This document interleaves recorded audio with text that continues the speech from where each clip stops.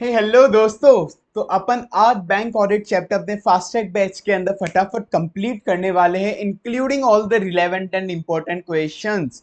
तो सर अपन इसको कैसे करेंगे? अपन इसको करेंगे जो मैंने कुछ ही दिनों पहले जो बुक रिलीज करी थी उस बुक से कवर करेंगे, जो कि fully tabular and chart format के अंदर बुक है, हाईलाइटेड कलर सब कुछ है। और सिर्फ फॉर 94 पेजेस 500 पेजेस के अंदर सारे concept including question bank cover है, इंक्लूडिंग क्वेश्चन भी इसी के अंदर है, हर कॉन्सेप्ट के नीचे क्वेश्चन। एंड स्पेशल चीज एक और है जो अपन ने यहाँ पे दे रखी है, हर के साथ साथ ट्रिक भी आपकी इसी के साथ कवर है। हर कॉन्सेप्ट के साथ उसको याद कैसे करना है उसकी ट्रिक भी इसी बुक के अंदर कवर है। ठीक है, चलो ये तो मैंने आपको बता दी। एक बार बुक के फीचर्स 2 सेकेंड होल्ड करिए।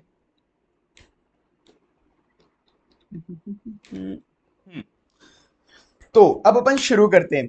अब मेन चीज सर, सब लोग जो कराते हैं अपन उससे अलग से क्या करने वाले हैं? जो सब टीचर कराते हैं सब कराएंगे, उससे अपन अलग से क्या करने वाले हैं इसके अंदर?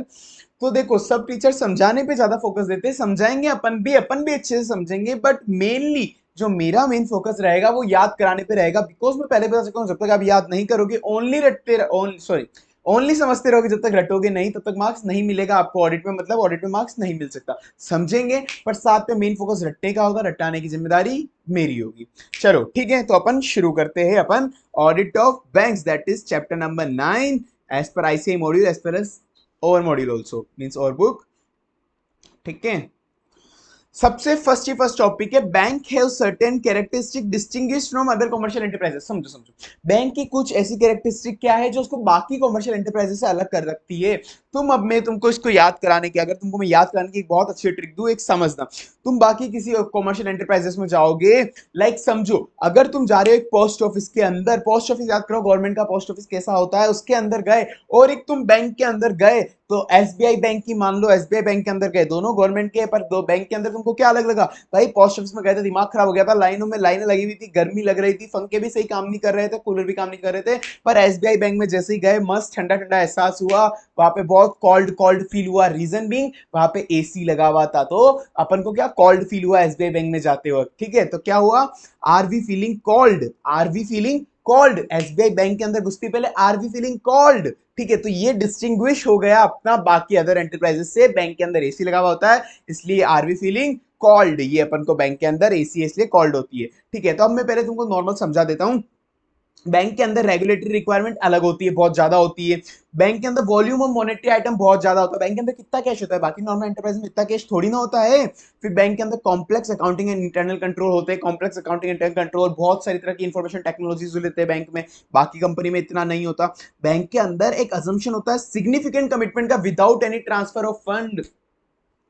तुमने ये चीज पहले इकोनॉमिक्स में बचपन में पढ़ी होगी, 11th 12th क्लास के अंदर। बैंक के पास इतना पैसा होता नहीं है जितना वो लैंडिंग कर देता है। तुमने अगर पढ़ा होगा मल्टीपल टाइम्स, बैंक के पास 500 रुपए, वो उन 500 रुपए को ट्रांसफर असली में नहीं करता, केवल एक 500 रुपए को दूसरे के अकाउंट में शो कर देगा कि आपके पास 500 रुपए पड़े लोन के लिए। फिर वही 500 जब कोई बंदा दूसरे को भी लैंड करवा देता है, तो बैंक के अंदर वो बस सिग्निफिकेंट कमिटमेंट होता है, वो असली में उनके अकाउंट में रुपए आए नहीं होते, बस शो कर रहे होते। इतना पैसा जितना बैंक ने लैंड कर रखा है ना, उतना पैसा तो बैंक के पास डिपॉजिट होता ही नहीं है। बैंक मल्टीपल टाइम्स कमिटमेंट करता है। ये चीज तुमको ऑलरेडी आती होगी इसलिए फोकस नहीं दे रहा मैं।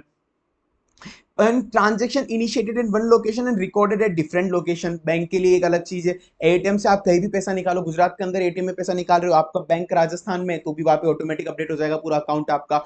फिर direct initiation and completion of transaction by customer without any intervention. वही सेम एटीएम का एग्जांपल, पूरा का पूरा ट्रांजेक्शन एटीएम में मैंने ही पूरा पैसा निकाल लिया, मैंने ही कुछ कर लिया, बैंक वाले की तो बंदे की जरूरत भी नहीं पड़ी, पूरा ट्रांजेक्शन मैंने ही खत्म कर लिया। तो बाकी कमर्शियल एंटरप्राइजेस में सारा काम कस्टमर नहीं कर सकता। ठीक है, तो ये हो गया अपना समझने वाला। अब सर जो मैंने बताया था आरवी कॉल्ड, इसको कैसे याद रखे? ये तो हो गया आरवी कॉल्ड में। अब सर बताओ से आरवी कॉल्ड है क्या? देखो आरवी कॉल्ड मतलब, ऊपर से चलो, आर से क्या था? रेगुलेटरी रिक्वायरमेंट अलग होती है। देखो आर से रेगुलेटरी रिक्वायरमेंट अलग होती है। R we feeling called, V से वॉल्यूम ऑफ मॉनेटरी आइटम ज्यादा है, कॉल्ड से सी से complex accounting internal control information technology. R we feeling called, C O से ऑफ बैलेंस शीट आइटम जो significant commitment without transfer of fund, वो वाला of balancing item. और C O L, L से location वाला, एक location पे transaction और दूसरी लोकेशन पे अपने आप इफेक्ट हो गया, रिकॉर्ड हो गया। फिर डी से डायरेक्ट इनिशिएशन में डायरेक्ट कस्टमर सब कुछ काम कर लेगा बिना किसी बैंक के एम्प्लॉय की मदद से, बिना बैंक के कर्मचारी की मदद से एटीएम पे पूरा काम कर लेगा। आर फीलिंग कॉल्ड, आर से रेगुलेटरी, वी से वॉल्यूम मॉनिटरी ट्रांजैक्शन, सी से कॉम्प्लेक्स RVC, O से of balance sheet item, L से लोकेशन, फिर RVC में डी से डायरेक्शन, ठीक है, आर वी फीलिंग कॉल्ड, ये हो गया अपना।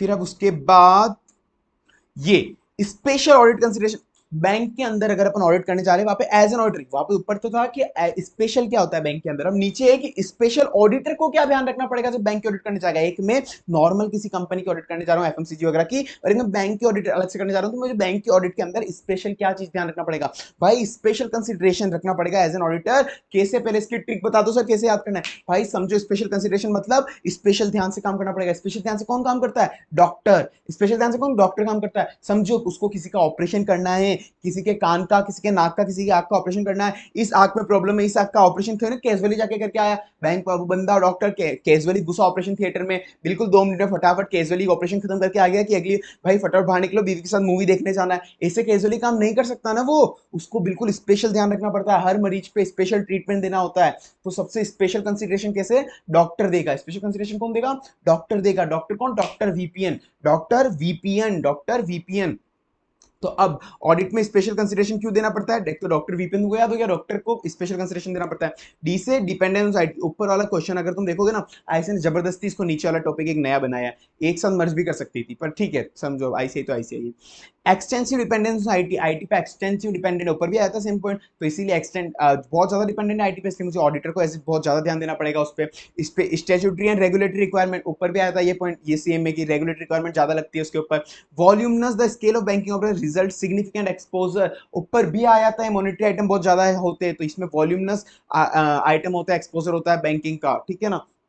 तो इस वजह से अपन को ज्यादा ध्यान पड़ना पड़ेगा। Particular nature of risk associated with transaction taken, हर एक ट्रांजैक्शन के साथ एक particular nature of risk associate होती है बैंक की, हर बहुत ज्यादा रिस्क होता है हर एक पर्टिकुलर ट्रांजैक्शन के साथ, ठीक है। New product and services in the banking practice, bank वाले हर दिन कुछ ना कुछ नया प्रोडक्ट निकालते हैं, बैंक वाले इंश्योरेंस भी बेचते हैं, बैंक वाले म्यूचुअल फंड भी बेचते हैं, बैंक वाले एलआईपी भी बेचते हैं, बहुत सी चीजें निकालते हैं, अलग अलग तरह के क्रेडिट कार्ड बेचते हैं, अलग अलग तरह के डेबिट कार्ड बेचते हैं, तो हर दिन नया नया प्रोडक्ट बनाते हैं, तो रिस्क ज्यादा है, नए प्रोडक्ट लॉन्च होते हैं तो, ठीक है। तो डॉक्टर वीपीएन, डी से डिपेंडेंस ऑन आईटी, डी से डिपेंडेंट ऑन आईटी, आर से रेगुलेटरी, आर से रेगुलेटरी, वी से voluminous nature of transaction, doctor VP, P से particular nature of risk associated with every transaction, N से new product and services, ठीक है। चलो अब ये वापस, चलो अब इसको तुम खींच लेना, स्पेशल कंसिडरेशन है आईटी इन्वायरमेंट, बैंक के अंदर एक आईटी इन्वायरमेंट होता है, बैंक के अंदर मतलब मैंने बोला ना बहुत ज्यादा सिग्निफिकेंट आईटी सिस्टम यूज लेते हैं, तो उसमें तुमको क्या स्पेशल स्पेशल कंसिडरेशन करना है, आईटी ऑडिट। बैंक के अंदर एक तरह से तुमको आईटी ऑडिट करनी है, तुमको कंप्यूटर वगैरह की रिलेटेड क्या चीजें ऑडिटर को देखनी पड़ेगी, कंप्यूटर रिलेटेड आईटी पॉलिसी वगैरह है वो सब कुछ सही है, मेरे को देखना पड़ेगा उनकी आईटी पॉलिसी वगैरह के अंदर ऑथोराइज है ना, सब कुछ ऑथोराइज है ना, ऑथोराइज पर्सन ही अमेंडमेंट कर पा रहा है ना, अनऑथोराइज अमेंडमेंट तो नहीं हो रहे, केवल ऑथोराइज पर्सन ही अमेंडमेंट कर पा रहा है, अनऑथोराइज अमेंडमेंट नहीं हो रहे, केवल ऑथोराइज पर्सन ही अमेंडमेंट कर पा रहा है, अनऑथोराइज अमेंडमेंट तो नहीं हो रहे। क्या देखना पड़ेगा मुझे आईटी पॉलिसी में, केवल ऑथोराइज पर्सन ही अमेंडमेंट कर पा रहा है, अनऑथोराइज अमेंडमेंट तो नहीं हो रहे, ऑथोराइज पर्सनल ही अकाउंट मास्टर वगैरह अपडेट कर पा रहा है, बाकी हर कोई उसको अमेंडमेंट नहीं कर पा रहा, सेम अनऑथोराइज अमेंडमेंट प्रोग्राम के अंदर नहीं हो रहे सेम। अब ये रिलेटेड तीनों एक जैसे पॉइंट हो गए, अनऑथोराइज अमेंडमेंट तो नहीं हो रहे, अगर ऐसा कुछ हो रहा है तो सिग्रीगेशन ऑफ ड्यूटी होनी चाहिए, ऐसा कुछ हो रहा है तो सिग्रीगेशन ऑफ ड्यूटी होनी चाहिए, हर कंट्रोल के ऊपर हर डाटा पे केवल ऑथोराइज अमेंडमेंट ही हो, हर कंट्रोल के ऊपर हर डाटा पे केवल ऑथोराइज अमेंडमेंट ही हो, हर कंट्रोल हर डाटा पे केवल ऑथोराइज अमेंडमेंट ही हो, ऑथोराइज पर्सन ही अमेंडमेंट कर पा रहा है, अनऑथोराइज नहीं कर रहा, अगर ऐसा है तो सिग्रीगेशन ऑफ ड्यूटी करो, सिग्रीगेशन ऑफ ड्यूटी जैसे ही करेंगे वैसे ही केवल ऑथोराइज बंदा ही हर कंट्रोल को और हर डाटा पे कंट्रोल कर पाएगा, ठीक है। तो सिग्रीगेशन ऑफ ड्यूटी बैंक में होनी चाहिए, एक्सेस कंट्रोल सबका होना चाहिए कि ये वाला बंदा यही पीसी एक्सेस कर पाता है, इस वाले बंदे के पास, जैसे एसएपी अगर तुमने चलाया हो तो अगर एसएपी में तुम्हारा तो मटेरियल मॉड्यूल होता है, फाइनेंस मॉड्यूल होता है, अलग अलग तरह के मॉड्यूल होते हैं कि अगर फाइनेंस का बंदा है तो उसको फाइनेंस के मॉड्यूल पे एक्सेस देना है, अगर मटेरियल वाला बंदा है मटेरियल हैंडलिंग वाला तो उसको एमएम मॉड्यूल पे एक्सेस देना है, मतलब जिसकी जितना जितना जिसका काम है उसको उतना उतना एक्सेस दो ना, ज्यादा एक्सेस क्यों देना है, तो एक्सेस कंट्रोल रखना चाहिए। हाँ, पूरा का पूरा डाटा जो प्रोसेस हो रहा है वो ऑथोराइज एक्यूरेट एंड कंप्लीट होना चाहिए। जो भी चार्जेस कैलकुलेट करे, अगर कोई भी मैनुअल चार्जेस कैलकुलेट वगैरह है, ऐसे तो बैंक से ऑटोमेटिक कंप्यूटर से चार्जेस कैलकुलेट होना चाहिए, कोई मैनुअल चार्जेस कैलकुलेट करा है तो वो ऑथोराइज होना चाहिए। सेम ऐसे ही एक दो पॉइंट हो रहे, ठीक है, ये एक बार तुम पढ़ लेना। अब ये लीगल फ्रेमवर्क बैंक पे कौन कौन से लगते हैं भाई, लीगल फ्रेमवर्क बहुत सारे लगते हैं बैंक पे, उस पर कुछ ये है, बैंकिंग रेगुलेशन एक्ट, बैंक पे कौन कौन से लगते हो तो तुम कोई बैंक से स्टार्टिंग के ये तो लगेंगे लगेंगे बैंक पे, बैंक के रिलेटेड हो गए ये तो, banking regulation act, RBI, SBI, banking regulation act bank पे लगेगा लगेगा, बैंक के नाम से बैंकिंग रेगुलेशन याद आ जाएगा तुमको।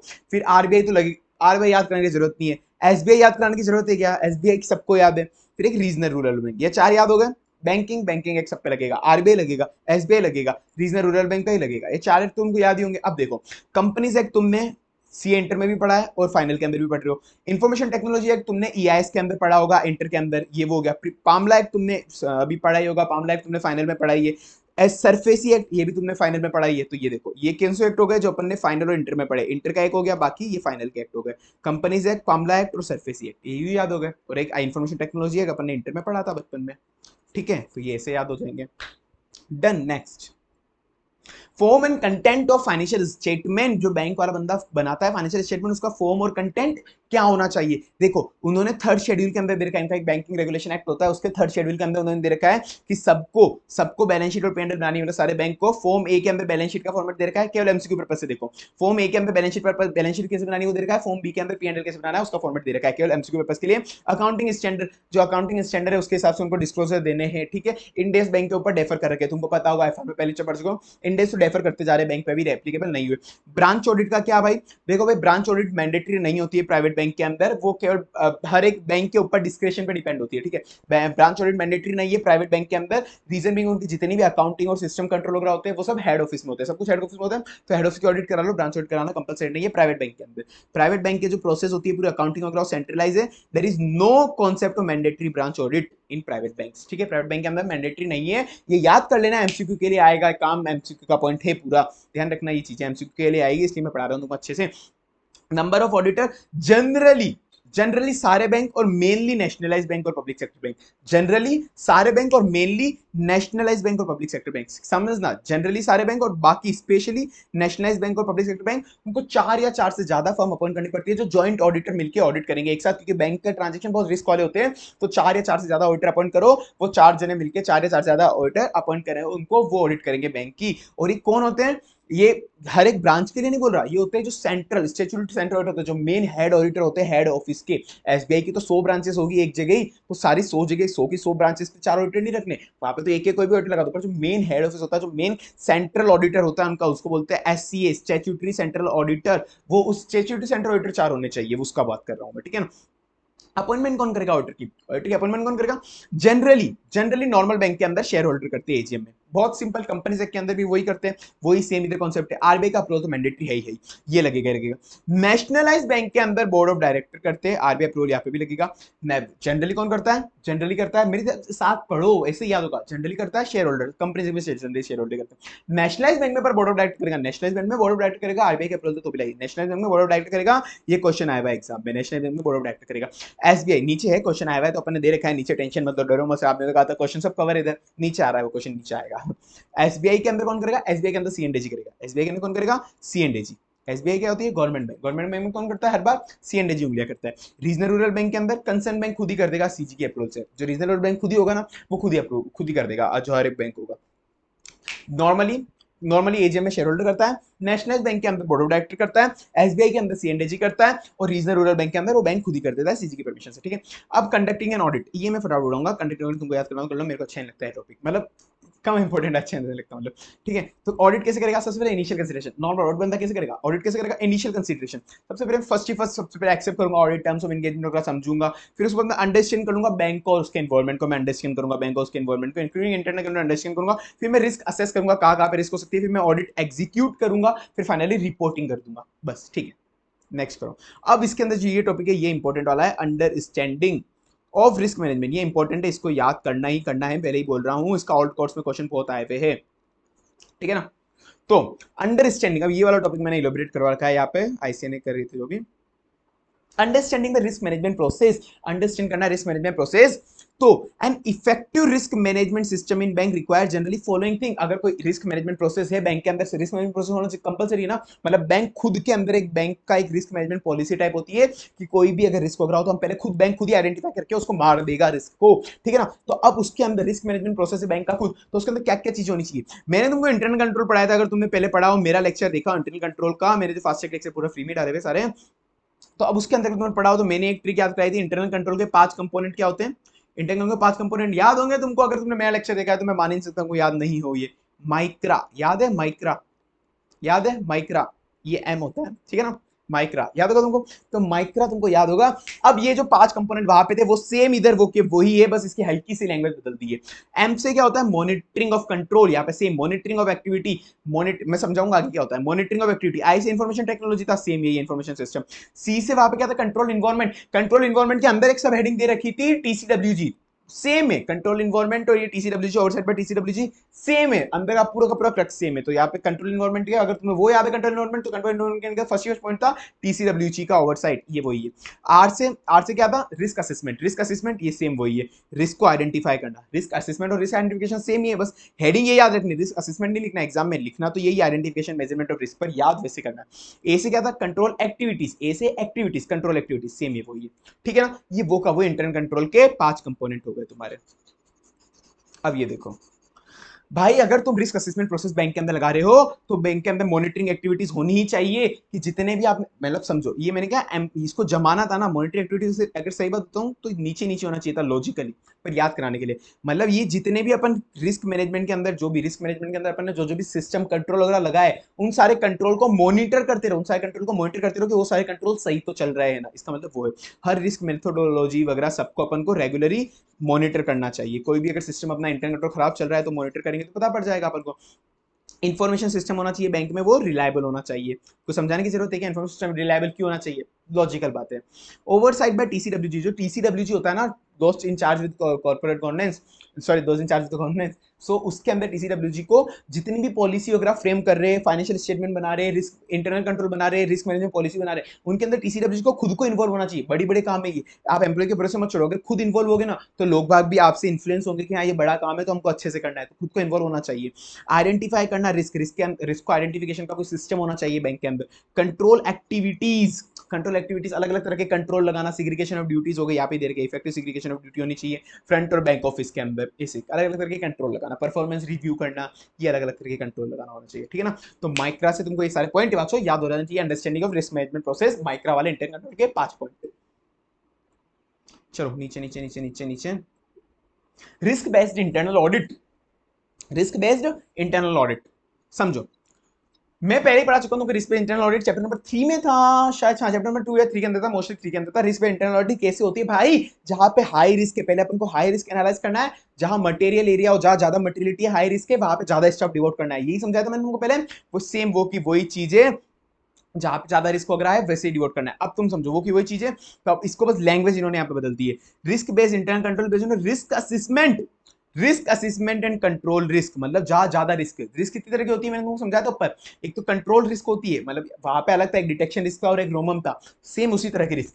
एक तो क्या है रिस्क असेसमेंट, रिस्क को ढूंढना, और एक कंट्रोल रिस्क, एक तो क्या है रिस्क को ढूंढने की रिस्क और एक कंट्रोल रिस्क, कि मैं सारे रिस्क ढूंढ नहीं पाऊंगा, सारे रिस्क ढूंढ नहीं पाऊंगा, एक तो वो रिस्क होती है। दो तरह के रिस्क अपन क्या कर रहे हैं, मैंने क्या बोला, जहां पे ज्यादा रिस्क होगी वहां पे ज्यादा मटेरियलिटी देख के ज्यादा अपन वहां पे ज्यादा स्टाफ लगाएंगे, ऐसी होती है ना रिस्क बेस्ड ऑडिट, जहां पे ज्यादा रिस्क होगी, तो सबसे पहले रिस्क तो देख रहे हैं रिस्क कहां पे ज्यादा है, एक तो ये तरह की रिस्क हो गई, दो तरह की रिस्क क्या हो गई, रिस्क असेसमेंट और कंट्रोल रिस्क। रिस्क असेसमेंट मतलब रिस्क है अपन ढूंढ नहीं पा रहे, रिस्क है अपन ढूंढ नहीं पा रहे वो वाली रिस्क, और एक कंट्रोल रिस्क, रिस्क मिल भी गई पर अपना कंट्रोल प्रिवेंट नहीं कर पा रहा, अपना कंट्रोल प्रिवेंट नहीं कर पा रहा। Risk assessment and control risk, इन दोनों को देख के अपन को रिस्क बेस्ड ऑडिट करनी पड़ेगी, रिस्क पे इंटरनल ऑडिट करनी पड़ेगी, रिस्क असेसमेंट और कंट्रोल रिस्क, रिस्क असेसमेंट और कंट्रोल रिस्क। सबसे पहले मैं करूंगा आइडेंटिफाई करूंगा रिस्क को, इनहेरेंट रिस्क को, मतलब ये रिस्क असेसमेंट होता है ना वही होता है इनहेरेंट रिस्क। आइडेंटिफाई करूंगा इनहेरेंट बिजनेस रिस्क को मैं आइडेंटिफाई कर रहा हूं, कौन सी करी अभी तो रिस्क। अब कंट्रोल रिस्क भी आइडेंटिफाई करूंगा, कंट्रोल रिस्क भी आइडेंटिफाई करूंगा, दोनों आइडेंटिफाई कर ली मैंने। अब मैं फाइनल असेस करूंगा कि कितनी लेवल ऑफ रिस्क है, कितनी लेवल ऑफ रिस्क है, मेरे को ये तो देखना है कितनी ज्यादा रिस्क है, जहां ज्यादा रिस्क होगी वहां पे ज्यादा स्टाफ एम्प्लॉय करूंगा मैं मेरे, उसको तो कहते हैं रिस्क बेस्ड ऑडिट। तो अब मैं ज्यादा है मेकिंग असेसमेंट लेवल, कितना लेवल है रिस्क का किस एरिया के अंदर, उस हिसाब से मैं लेवल पता करूंगा रिस्क का, फिर फाइनली एक रिस्क मैट्रिक्स बना दूंगा कि इस जगह इस एरिया में ज्यादा रिस्क है, इस एरिया में कम रिस्क है, ये रिस्क इसको इफेक्ट करिए, ये रिस्क इसको कम इफेक्ट करिए, उस तरह का एक रिस्क मैट्रिक्स बना दूंगा मैं, उस हिसाब से मेरी ऑडिट कर दूंगा, ठीक है ना। सबसे पहले क्या मैंने क्या करा, रिस्क पता करी, दो तरह की रिस्क पता करी, दो तरह की रिस्क कौन सी थी, रिस्क असेसमेंट और control risk. Inherent business risk एक रिस्क असेसमेंट की इनहेरेंट बिजनेस, और कंट्रोल रिस्क है, कंट्रोल रिस्क है। Effectiveness of control system, control system effective तो है ना, रिस्क को पकड़ और सही तो कर पा रहा है ना वो, bar making an level assessment of level, level क्या है किस एरिया के अंदर रिस्क का, फिर उसका रिस्क का मैट्रिक्स बना दूंगा। डन। अब ठीक है, internal control in certain specified certain certain selected area, internal control bank के अंदर इंटरनल कंट्रोल हर जगह होते हैं, आप समझो क्लियरिंग के अंदर क्या इंटरनल कंट्रोल होना चाहिए। ये चीजें आज तक एग्जाम में कम आई हुई है, पर फिर मैं तो एक बार पढ़ाऊंगा, मेरी जिम्मेदारी पूरी करूंगा मैं। क्लियरिंग, क्लियरिंग क्या होती है समझते हो? क्लियरिंग बैंक, तुम्हें एक पापा गुरान कभी तुमको दिया हो या तुमको किसी ने भी बोला हो कि ये चेक डाल दे, क्लियरिंग का टाइम निकल जाएगा, ये चेक आज ही क्लियर हो जाएगा, ये चेक कल क्लियर हो जाएगा, वही क्लियरिंग है। ये क्लियर होना मतलब वही क्लियरिंग है ये, ठीक है ना। तो क्लियरिंग मतलब होता है आजकल के ऑटोमेटिक सिस्टम हो गया। अगर तुमने मशीन भी देखी हो वहाँ पे, बैंक में आजकल मशीन होती है, एसबीआई वगैरह है, कोई भी बैंक के अंदर, आप चेक को बस वहाँ पे डालो, आपके अकाउंट में फीड करो, अपने आप क्लियर हो जाएगा, अपने आप क्लियरिंग के लिए वो चले जाएगा। तो क्लियरिंग का एक सिस्टम होता है सीटीएस सिस्टम, चेक ट्रंकेशन, पढ़ लेना इसको, cheque truncation system, CTS, cheque truncation system होता है, जिससे वो क्या करते हैं, इमेज आजकल के फिजिकली चेक एक जगह से दूसरी जगह नहीं जाता। फिजिकली पहले क्या होता था, एक जगह चेक लगाया, समझो तुम्हारा बैंक था पीएनबी, पंजाब नेशनल बैंक, सामने तुम्हारा एसबीआई बैंक था, सामने का पीएनबी बैंक था, उसने तुमको चेक ड्रॉ करा, तुमको पैसे लेने उससे, तो तुमने तुम्हारा एसबीआई बैंक के अंदर चेक डाल दिया, क्लियरिंग में डाल दिया। तो पहले क्या करते थे, क्लियरिंग में एसबीआई बैंक वाले वापस पीएनबी के पास भेजेंगे, वहां से क्लियर होकर आएगा, बहुत लंबा चौड़ा प्रोसेस। अब क्या होता है, केवल इलेक्ट्रॉनिक इमेज जाएगी पीएनबी के पास कि इस बंदे को पेमेंट कर देना, क्योंकि आपके पीएनबी एसबीआई बोलेगा कि पीएनबी भाई सुन, तेरे उस बंदे ने, तेरे यहाँ पे जिसका अकाउंट है ना, उसने एक चेक ड्रॉ करा है मेरे यहाँ के बंदे पे, वो उससे पैसा दे रहा है, तो चल रहा है ना, तू सही बोल रहा है, मतलब वो बंदा चेक रुपए देने के लिए तैयार है ना, कहीं चेक पे कोई साइन वाइन गलत तो नहीं है ना, वो सब चेक करके बता दे हमको। तो वो चीज है। तो अब वो जो होता है ना, पहले फिजिकली जाता था, आजकल क्या होता है, आजकल सब कुछ इलेक्ट्रॉनिक इमेज चली जाती है, इमेज जाती है। तो अपन को क्या करना है, वो देखना है, मतलब क्लियरिंग के अंदर अपन को इंटरनल कंट्रोल रखना है कि जो भी सीटीएस है वहां पे इलेक्ट्रॉनिक इमेज जा रही है ना बैंक ब्रांच के पास। बैंक ब्रांच कौन है, अपने पीएनबी थी जो पे कर रही है पैसा, ठीक है। आजकल एलिमिनेट हो गया फिजिकल ट्रांसफर, कॉस्ट बच जाती है, आजकल केवल इमेज चली जाती है, उनके पास पीएनबी का इमेज दे दी। 5 करोड़, 5 लाख या उसके ऊपर का चेक है, पीएनबी के जो बंदा था, पीएनबी वाला बंदा, उसने 5 लाख का चेक दिया एसबीआई वाले को, जिसका एसबीआई में अकाउंट था। तो अगर 5 लाख या 5 लाख से ऊपर का कोई अमाउंट है, तो पीएनबी वाले के पास जैसे ही जाएगा कि 5 लाख का पैसा दो, एसबीआई वाला बोलेगा 5 लाख का पैसा दो मेरे बंदे को, मेरे यहाँ पे जिसका अकाउंट है, तो पीएनबी वाला क्या करेगा, क्योंकि रिस्क का मामला है, हो सकता है किसी ने गलत साइन करके चेक वेक डाल दिया, तो पीएनबी वाला चेक क्लियरिंग करने के पहले, चेक क्लियर करने के पहले जो उसका कस्टमर था पीएनबी वाले का, उसे पूछेगा भाई तूने 5 लाख का चेक किसी को फाड़ के दिया था ना असली में, वो दे दू ना पैसा, उसको पैसा मांग रहा है, वो बोलेगा हाँ दे दो, वरना मना करेगा तो नहीं देगा। तो आज कॉल कंफर्मेशन या ईमेल कंफर्मेशन जरूरी है, ठीक है ना, I will call a customer और ईमेल। 5 लाख वाला, तो एक तो इलेक्ट्रॉनिक इमेज जाता है और 5 लाख के ऊपर में वो जाएगा। एक सिग्नेचर चेक करना कंपलसरी, जो मैं तुम बोला था, सिग्नेचर चेक करना तो कंपलसरी हो गया आजकल। अगर कोई भी अनपेड चेक किसी वजह से क्लियर नहीं हो पाया, कोई भी रीजन की वजह से, तो कस्टमर को उसके एड्रेस पे वापस भिजवा दो, कस्टमर को उसके एड्रेस पे वापस भिजवा दो, ठीक है।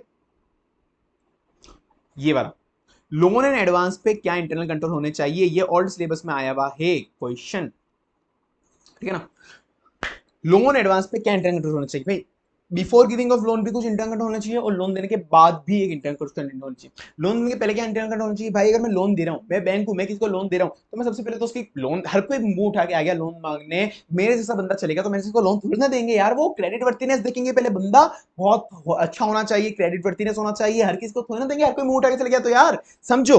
तो किसको देंगे अपन, कोई क्रेडिट वर्थिनेस बंदा है, उस क्रेडिट वर्थिनेस वाले को तो पहले क्या करेगा बंदा, क्रेडिट वर्थिनेस चेक करेगा उस बंदे की, बहुत लॉजिकल बात है, ऐसे ही याद होगा तुमको, समझो। लोन देने के पहले मैं क्रेडिट वर्थिनेस चेक कर लूंगा, उससे सारे के सारे डॉक्यूमेंट ले लूंगा, उसका आधार कार्ड, पैन कार्ड, प्रॉपर्टी के पेपर वगैरह, जो भी सिक्योरिटी वगैरह है, शेयर्स वगैरह सिक्योरिटी ले दे रहा है तो वो भी दे दूंगा, और जो प्रॉपर ऑथराइज बंदा है वही ऑथराइज करना चाहिए, बैंक हर कोई तो नहीं दे दे, बैंक का क्लर्क को 10 करोड़ का लोन तो है ना सैंक्शन कर देगा, वो तो बहुत अलग, जिसकी ऑथोरिटी जो ऑथराइज बंदा है वही सैंक्शन करेगा। तो लोन देने के पहले ही सारी चीजें देखनी पड़ेगी, लोन देने के बाद भी मुझे देखना पड़ेगा कि वो अकाउंट सही तो चल रहा है ना, हर साल मुझे देखना पड़ेगा लोन देने के बाद भी सही तो चल रहा है ना, कोई अकाउंट के अंदर कोई इन ऑपरेशन तो नहीं हो रहा ना, एनपीओ तो नहीं हो रहा ना, ये सही चीजें आप समझो। जो मैंने बोला ना लॉजिकल बात है वही याद हो जाएगा तुमको। क्रेडिट वर्थिनेस देखना पड़ेगा, क्रेडिट वर्थिनेस हो तो बोरो देखना पड़ेगा, सारे मैंने बोला क्रेडिट वर्थिनेस हर किसी को लोन नहीं देंगे, मेरे जिसको नहीं देंगे भाई, क्रेडिट वर्थिनेस देखना पड़ेगा बंदे का, और साथ में जो भी डॉक्यूमेंट वगैरह होगा, डॉक्यूमेंट वगैरह पहले ले लेगा, सिक्योरिटी वगैरह पहले ले लेगा, जो भी शेयर्स वगैरह थे सिक्योरिटी वगैरह ले भी लेगा वो, और सिक्योरिटी वगैरह, सिक्योरिटी के 3 पॉइंट बनेंगे, ध्यान रखना, सिक्योरिटी के 3 पॉइंट बनेंगे यहाँ पे, सिक्योरिटी ले भी लेगा, सिक्योरिटी खुद के नाम भी करा लेगा, सिक्योरिटी ले भी लेगा, बैंक खुद के नाम भी करवा लेगा, सिक्योरिटी ले भी लेगा, सिक्योरिटी खुद के नाम भी करा लेगा, आ गया, अरे मैं पेन का मार्क आ गया ये रहा, हाँ सिक्योरिटी खुद के नाम भी करा लेगा, और सफिशिएंट सिक्योरिटी लगेगा, अगर मैं 1 करोड़ का लोन दे रहा हूं तो मैं 5 करोड़ की सिक्योरिटी रखूंगा भाई, सीधी बात है, 1 करोड़ में 1 करोड़ की तो नहीं रखूंगा, थोड़ा रिस्क कवर करने के लिए, बाद में सिक्योरिटी की वैल्यू गिर गई तो दिक्कत हो जाएगी, तो समझ गए होंगे तुम, सिक्योरिटी से 3 पॉइंट बन गए, सिक्योरिटी 3 पॉइंट बन गए, क्रेडिट वर्थिनेस हो गया, डॉक्यूमेंट हो गया, सिक्योरिटी के 3 पॉइंट बन गए, उसके बाद लोन देने के बाद भी मुझे देखना पड़ेगा कि ऑपरेशन सही तो चल रहा है ना, एनपीओ वगैरह तो नहीं हो रहा, once in every year at least मुझे ये चीज देखनी पड़ेगी, और एक और चीज मुझे देखनी पड़ेगी कि ड्रॉइंग पावर कैलकुलेशन जानते हो क्या, ब्रीफ दे देता हूँ, वर्किंग कैपिटल होती है, वर्किंग कैपिटल लोन होता है शॉर्ट टर्म बोरिंग वाला। शॉर्ट टर्म बोरिंग मिलता है day to day business activity करने के लिए कि 5 लाख का मुझे वर्किंग कैपिटल दे दो। सीसी लिमिट सुनिए कि तुमने, सीसी लिमिट दे दो, वो वर्किंग कैपिटल लोन होता है। सीसी लिमिट होती है कि अगर तुम्हारे पास अकाउंट पे से नहीं है तो भी तुम विड्रॉ करके अपना माल वाल परचेस कर सकते हो, किसी को भी चेक फाड़ सकते हो 30 लाख तक का, या सीसी दे दी 30 लाख तक का, तुम किसी को भी चेक फाड़ सकते हो। तो सीसी लिमिट किस पे मिलती है? सीसी लिमिट मिलती है जनरली ड्राइंग पावर कैलकुलेशन पे। ड्राइंग पावर कैलकुलेशन कैसे होती है? अगर 10 करोड़ की, 10 समझो ड्राइंग पावर कैलकुलेशन में मेरे आ रहा है 5 लाख का लोन आ गया, 5 लाख की ड्राइंग पावर आई, तो बैंक के ऊपर है, बैंक हो सकता है 30% सीसी दे दे, 50% दे दे, जो भी। तो ड्राइंग पावर कैसे कैलकुलेट करते हैं? ड्राइंग पावर मतलब बंदे की औकात कितनी है, बंदे की औकात कितनी है शॉर्ट टर्म बोरिंग लेने की। ड्राइंग पावर जनरली कैसे करते हैं? नॉर्मल रूल बता रहा हूं, कॉम्प्लिकेटेड होता है ऐसे तो। स्टॉक है 100 रुपए का, 100 रुपए का स्टॉक है, 50 रुपए का डेटर है। दो चीजें देखते हैं, एक तो स्टॉक हो गया 100 रुपए का, एक डेटर हो गया 50 रुपए का, माइनस क्रेडिटर हो गया 10 रुपए का, ये कितना हो गया 140 रुपए। 140 रुपए जो है मेरा नेट वर्किंग कैपिटल निकल के आ रहा है। वर्किंग कैपिटल में यहाँ पे केवल स्टॉक डेटर क्रेडिटर ही देखेंगे, मतलब short term asset, short term asset के ऊपर एक तरह से शॉर्ट टर्म असेट पे गारंटी लेके बैंक दे रहा है कि 140 रुपए अब तुम्हारे पास नेट शॉर्ट टर्म असेट पड़ा है, तो मैं उसका कुछ XYZ% कुछ भी परसेंट दे देगा इसका। मैंने बोला ना परसेंट तो फिक्स नहीं है, परसेंट हर बैंक के बैंक पर डिपेंड करता है, उसका वो XYZ% कुछ भी दे देगा, इतनी तुम्हारी ड्रॉइंग पावर निकलेगी। तो 140 देखते हैं, देखो ड्रॉइंग पावर हुई तुम्हारी, तुम इतनी ड्रॉ करने की औकात रखते हो बैंक से लोन, शॉर्ट टर्म ड्रॉइंग, ठीक है ना। तो ये हो गया शॉर्ट टर्म ड्रॉइंग। ठीक है, तो ड्राइंग पावर मुझे देखना पड़ेगा कि ड्राइंग पावर लिमिट के अंदर ही हो सकता है। ड्राइंग पावर उसको लोन लिया जब तो 150 आ रहा हो, पर बाद में स्टॉक वगैरह का अमाउंट बदल गया हो तो अब तो 100 रुपए ही आ रहा है, तो पहले तो मैंने 150 का लोन ले लिया, अब 100 ही आ रहा है। तो मुझे देखना पड़ेगा कि मैक्सिमम 20% के ऊपर ही ड्राइंग पावर का मैं दे सकता हूँ, वो भी 90 डेज तक मैक्सिमम टेन्योर होना चाहिए। जितनी मेरी ड्राइंग पावर है उससे मैं एडिशनल 20% और एग्जिस्टिंग का लिमिट का दे सकता हूँ, एडिशनल 20%। कभी मेरे को हो सकता है ना क्या, मेरे को 150 रुपए, मेरे को तो 20 रुपए और चाहिए ही चाहिए, तो मेरे को एक्स्ट्रा चाहिए तो बैंक से मांग लूंगा मैं, ड्राइंग पावर से ऊपर भी 20 रुपए, पर 90 दिन का मैक्सिमम टेन्योर, ठीक है, 90 दिन का maximum tenure. Credit card operation, credit card operation समझो समझो समझो। क्रेडिट कार्ड पे ये क्वेश्चन आया है, क्रेडिट कार्ड का ये सेम है, how will you variate the internal control area in the credit card operation the bank, ठीक है ना, यही है। अब समझो क्रेडिट कार्ड ऑपरेशन, तुम क्रेडिट कार्ड को, क्रेडिट कार्ड का कैसे इंटरनल कंट्रोल, बैंक के अंदर क्रेडिट कार्ड पे क्या इंटरनल कंट्रोल होना चाहिए समझो। सेम वही चीज, सबसे पहले क्रेडिट कार्ड जो लोन हो गया, क्रेडिट कार्ड भी एक तरह का लोन होता है, तो हर किसी को दे देंगे क्या? नहीं ना भाई, हर किसी को थोड़ी ना देंगे। पहले जो भी एप्लीकेशन देगा उसकी एप्लीकेशन की इफेक्टिव स्क्रीननेस चेक करेंगे, स्क्रीनिंग करेंगे, क्रेडिट वर्थिनेस देखेंगे बंदे का। एप्लीकेशन कोई भी दे देगा क्रेडिट कार्ड की, तो ऊपर हर किसी को देंगे नहीं, तो उसकी एप्लीकेशन देखूंगा मैं पूरा अच्छे से, डीप एप्लीकेशन एनालाइज करूंगा, फिर फाइनली उसको जब मैं क्रेडिट कार्ड से मुझे लगा कि इसकी एप्लीकेशन सही है, मेरा ड्रॉर खोलूंगा, मेरा क्या करूंगा बैंक वाला हूं मैं, मेरा ड्रॉर करूंगा, उससे ताला खोलूंगा ड्रॉर में से, उसमें क्रेडिट कार्ड निकाल के उसको दूंगा, ताला वापस लगा दूंगा, खत्म। क्या करा मैंने, एप्लीकेशन आई, एप्लीकेशन देखी, ड्रॉर खोला, मेरे साथ देखो, ऐसा याद होगा, याद करा रहा हूँ भाई, समझो तुम।